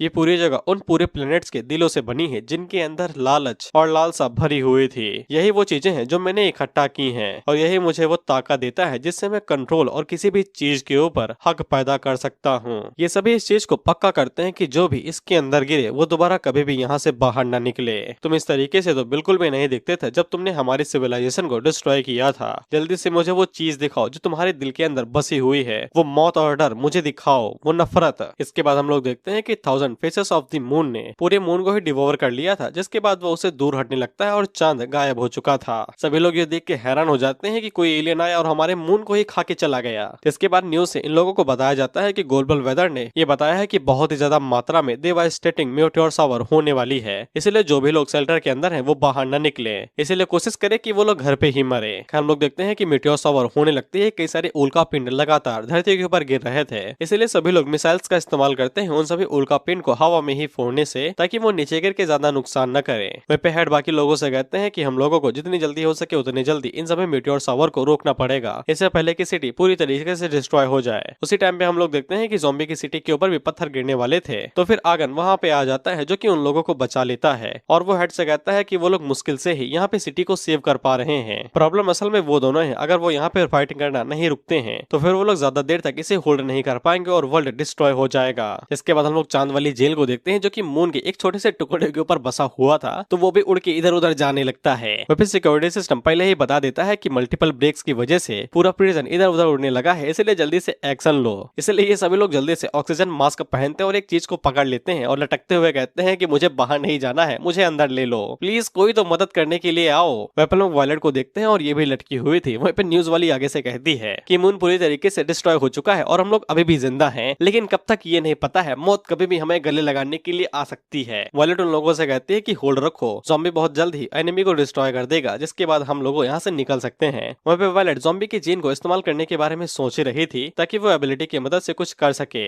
उसी टाइम पे हम लोग देखते हैं कि वो टुकड़ा जिसके ऊपर जेल थी वो 1000 फेसेस ऑफ मून की तरफ आगे बढ़ने लगता है, जिसको पहले ये लोग देखते हैं और बाद में चिल्लाते हुए कहते हैं कि हमें इसके अंदर नहीं जाना है, हमें बाहर ही छोड़ दो, जम के मर जाएंगे, कोई दिक्कत नहीं है। और ये लोग मदद के लिए हेल्प हेल्प करके चिल्लाने लगते हैं, लेकिन उसी टाइम पे ये नीचे गिरते हैं और 1000 फेसेस ऑफ मून इन्हें निगलने वाला था। उसी टाइम पे ज़ॉम्बी 1000 फेसेस ऑफ मून से बाहर निकलता है, जो कि इन लोगों को पकड़ता है और आधे अधूरे चांद के ऊपर वापस आके लैंड कर देता है। उसी टाइम पे वैलो बाहर निकलता है, जो कि ज़ॉम्बी से कहता है मुझसे फाइट करो, क्या तुम्हें अभी भी बाकी लोगों की चिंता है। इसके बाद वो दोबारा अपनी नॉर्मल सेल्फ में आते हुए कहता है कि तुमने मुझे मजबूर कर दिया है ये करने के लिए। लेकिन ज़ॉम्बी उससे कहता है चुप, क्या तुम सच में ये देखना चाहते हो? तो फिर मुझे कोई भी दिक्कत नहीं है। इसके बाद वो उन लोगों को नीचे छोड़ता है और उससे कहता है कि लो देख लो। इसके बाद ज़ॉम्बी अपनी 5th फॉर्म के अंदर शिफ्ट करता है और पूरी तरीके से अपना रंग रूप बदल लेता है। वहाँ पे ये लोग आगे से चिल्लाने लगते हैं ये कहते हुए कि ये वही मॉन्स्टर है ना जिसने आधी इंसानियत को डिस्ट्रॉय कर दिया था, ये दोबारा क्यों आ गया? जिसके बाद हम लोग गॉड एरा सिविलाइजेशन के पेट्रोल श्राइन को देखते हैं। डिवाइन को इन लोगों ने गॉड कर दिया है और ये पेट्रोल श्राइन जानते हो किसके ऊपर था? इस कीड़े की पीठ के ऊपर। हाँ, इसी कीड़े की पीठ के ऊपर। खैर हम लोग इस श्राइन के अंदर इस बुड्ढे को देखते हैं जिसके सामने वैलो अपने घुटने टेकता है और उससे कहता है कि वैलो उसे देखने के लिए आ गया है। ये बुड्ढा वैलो से कहता है कि तुमने प्रिमिटिव प्लेनेट को डिस्ट्रॉय कर दिया है और क्या ये सच है कि तुमने प्रिमिटिव सिविलाइजेशन की जितनी भी सोल्स हैं उन्हें डिवॉल्वर कर लिया है और खुद के माइंड को इवॉल्व कर लिया है। जिसपे वैलो आगे से इस बंदे का नाम बताता है जो कि गॉड सीट है। ये एक पोजीशन का नाम होगा, इस बंदे का नहीं। और वो गॉड सीट को बताता है कि उसने सक्सेसफुली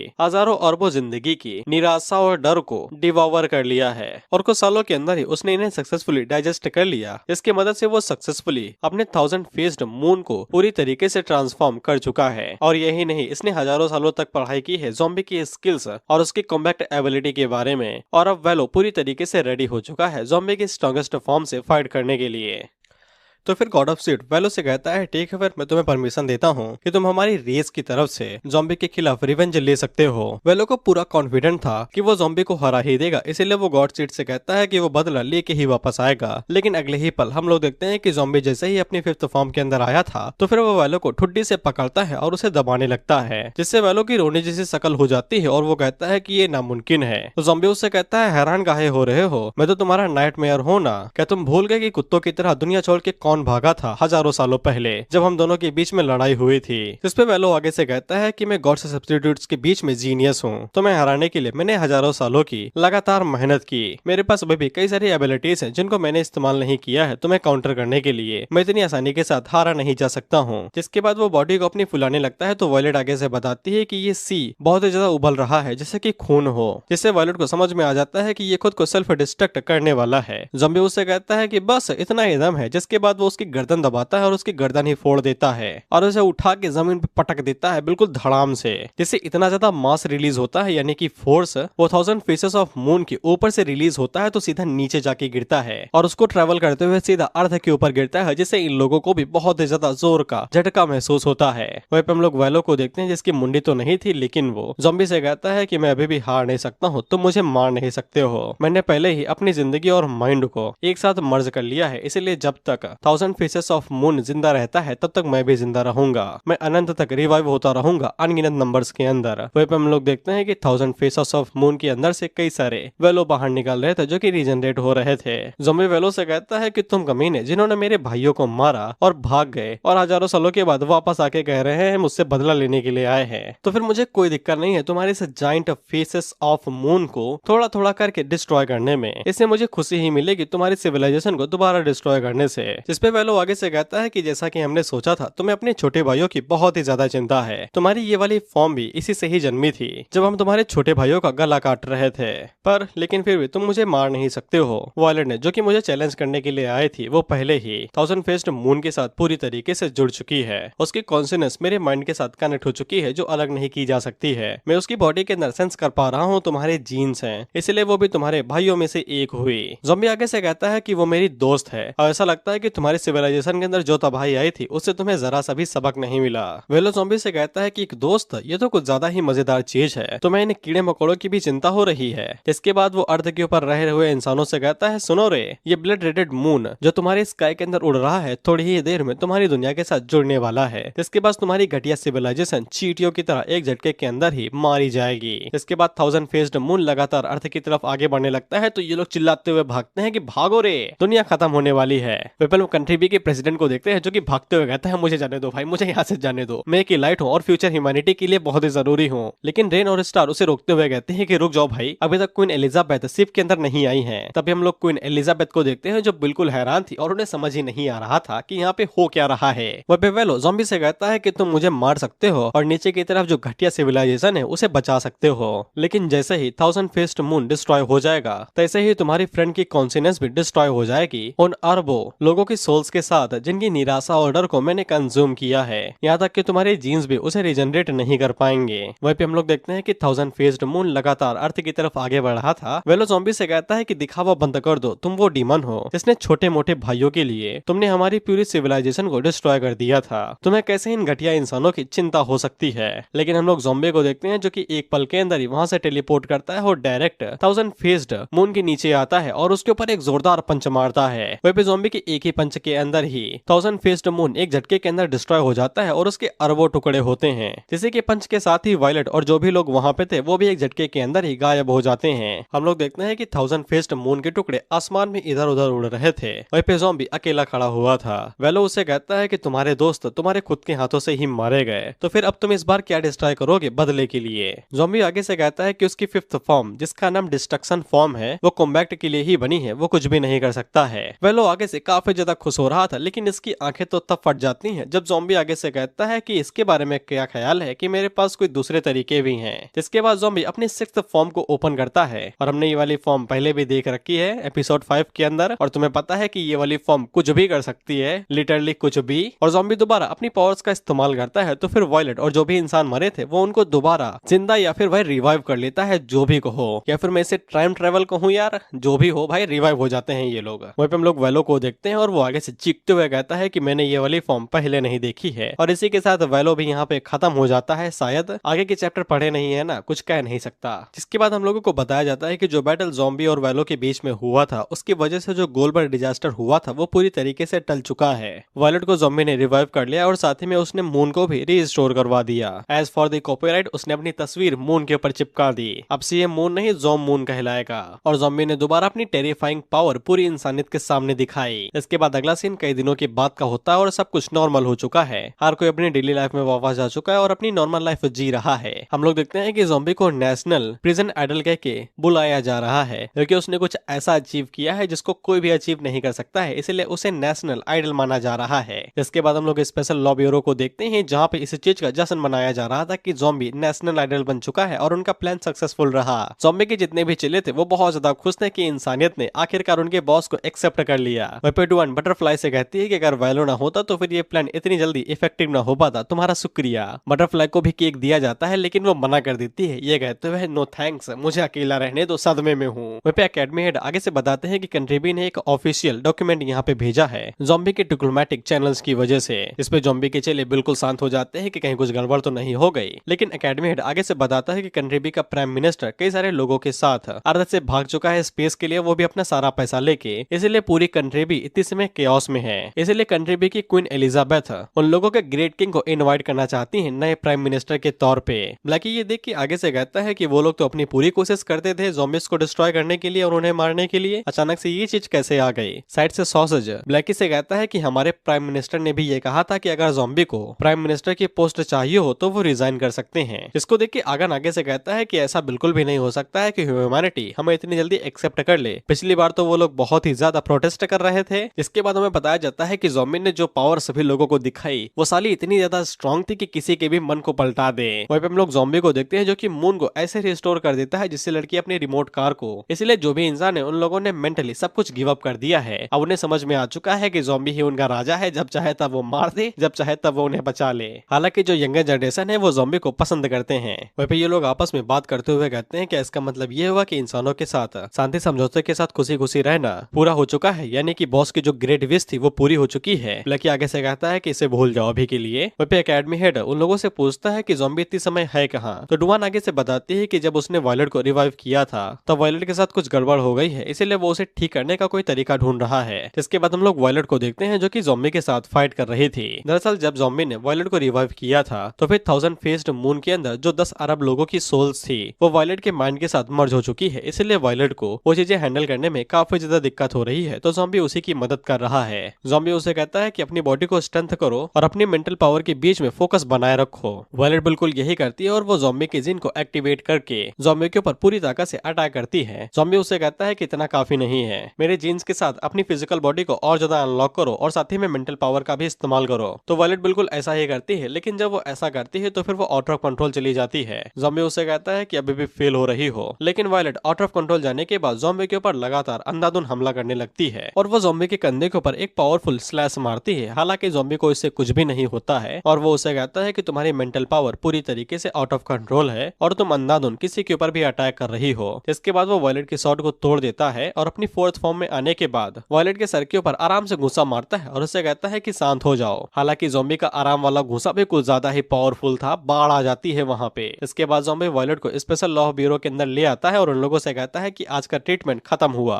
इसके बाद अगला सीन हॉस्पिटल का होता है जहाँ पे वायलेट को भर्ती किया गया था और उसकी देखभाल की जा रही थी। डुवान उससे कहती है कि जो आप दोबारा फेल हो गई। वायलेट आगे से बताती है कि वो जैसे ही ज़ॉम्बी के जीन्स को पूरी ताकत के साथ रिलीज करती है, यानी कि उनकी मात्रा बढ़ाती है, तो फिर उसकी बॉडी कोलैप्स करने लगती है और मेंटल पावर को सप्रेस नहीं कर पाती। ज़ॉम्बी आगे से बताता है कि यहाँ पे प्रॉब्लम उन 10 अरब लोगों की प्योर मेंटल पावर की है जो कि वैरो ने पीछे छोड़ दी थी और वो वायलेट की कॉन्सिनेंस के साथ अब मर्ज हो चुकी है और उसके रिवाइव के टाइम पे उसे अलग नहीं किया जा सकता था। इसलिए अगर वायलेट की बॉडी यहाँ पे एक बॉस लेवल के ज़ॉम्बी की बॉडी के लेवल तक अपग्रेड नहीं होती है तो वो इवेंचुअली एक्सप्लोड कर जाएगी। पीछे की तरफ ये लोग मूव्स मार रहे थे बॉस लेवल की बॉडी के बारे में। ज़ॉम्बी एक और बम फोड़ता है ये कहते हुए कि जब वायलेट एक्सप्लोड करेगी तो फिर ये पूरी अर्थ को डोनट में बदल देगी, बीच में बड़ा सा छेद हो जाएगा और ज़ॉम्बी इसके अंदर रस्सी डाल के गिन्नी नचाएगा। वहीं पे हेड और चीफ अपना सर लटका के वायलेट से कहते हैं कि हम तुम्हारी इंसानियत के लिए भीख मांगते हैं कि प्लीज ट्राई करो सक्सेस होने की। वायलेट अपने मन के अंदर सोचती है कि अपनी बॉडी को स्ट्रेंथन करने के लिए मुझे रोज ज़ॉम्बी से मार खानी पड़ती है, ऐसा नहीं है कि तुम लोग पीट रहे हो।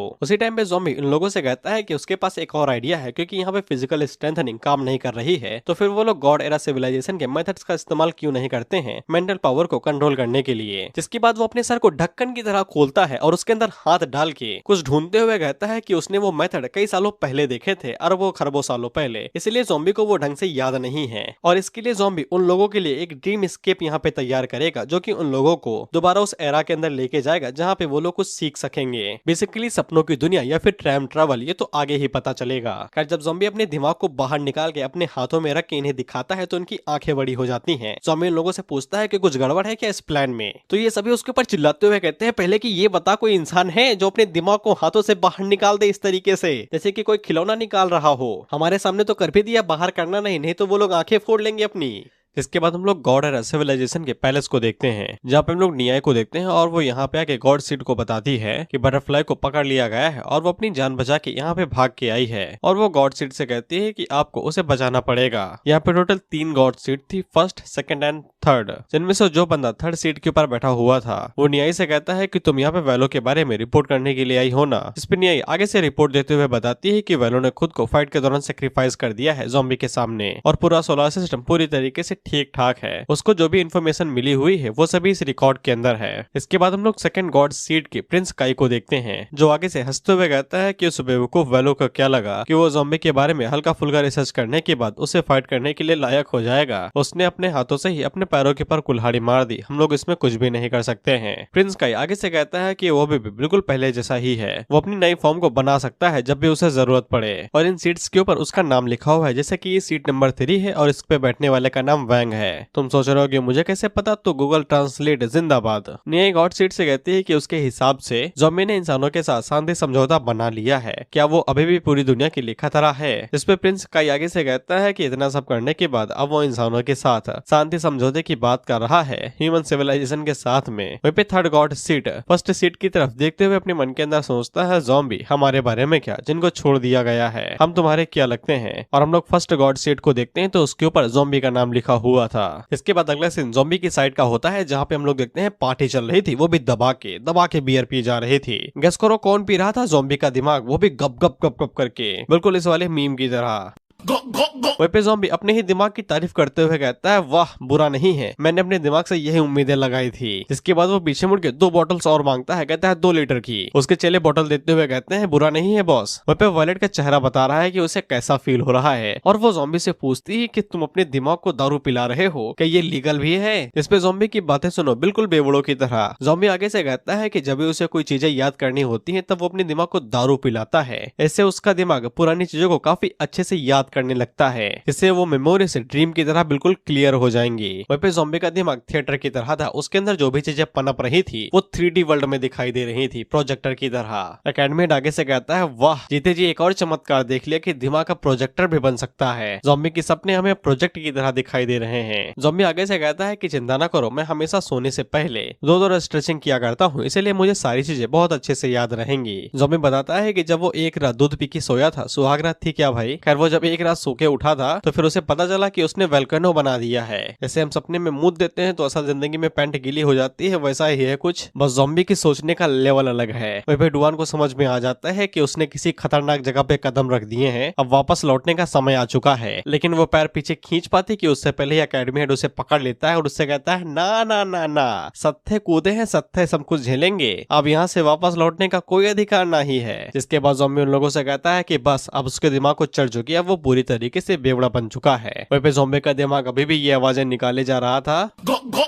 अब इसके बाद हम लोगों को ज़ॉम्बी की एक एक करके मेमोरी दिखाई जाती है। ज़ॉम्बी को सबसे पहले मेमोरी दिखाई जाती है जब वो अपने छोटे भाई यानी कि आगन या फिर फर का बर्थडे सेलिब्रेट कर रहा था। ज़ॉम्बी को ये दिन काफी ज्यादा याद आते हैं। इसके बाद दूसरी मेमोरी आजू की थी, जब वो टल्ली होने के बाद बहुत ज्यादा परेशानी खड़ी कर रहा था। अगली मेमोरी तब की आती है जब ज़ॉम्बी फाइट के दौरान एक कॉन्टिनेंट को ही डुबा देता है। और फिर ये तीनों आगे से कांपते हुए कहते हैं कि हम लोगों ने गलती से कुछ ऐसा देख लिया जो हमें नहीं देखना चाहिए था। अब इसके बाद ज़ॉम्बी काफी ज्यादा खुश हो जाता है क्योंकि उसे वो यादें मिल जाती हैं जो कि गॉड एरा सिविलाइजेशन की थी। अब मुझे लगता है कि इतना काफी है आज के लिए, अब हम लोग कल मिलेंगे।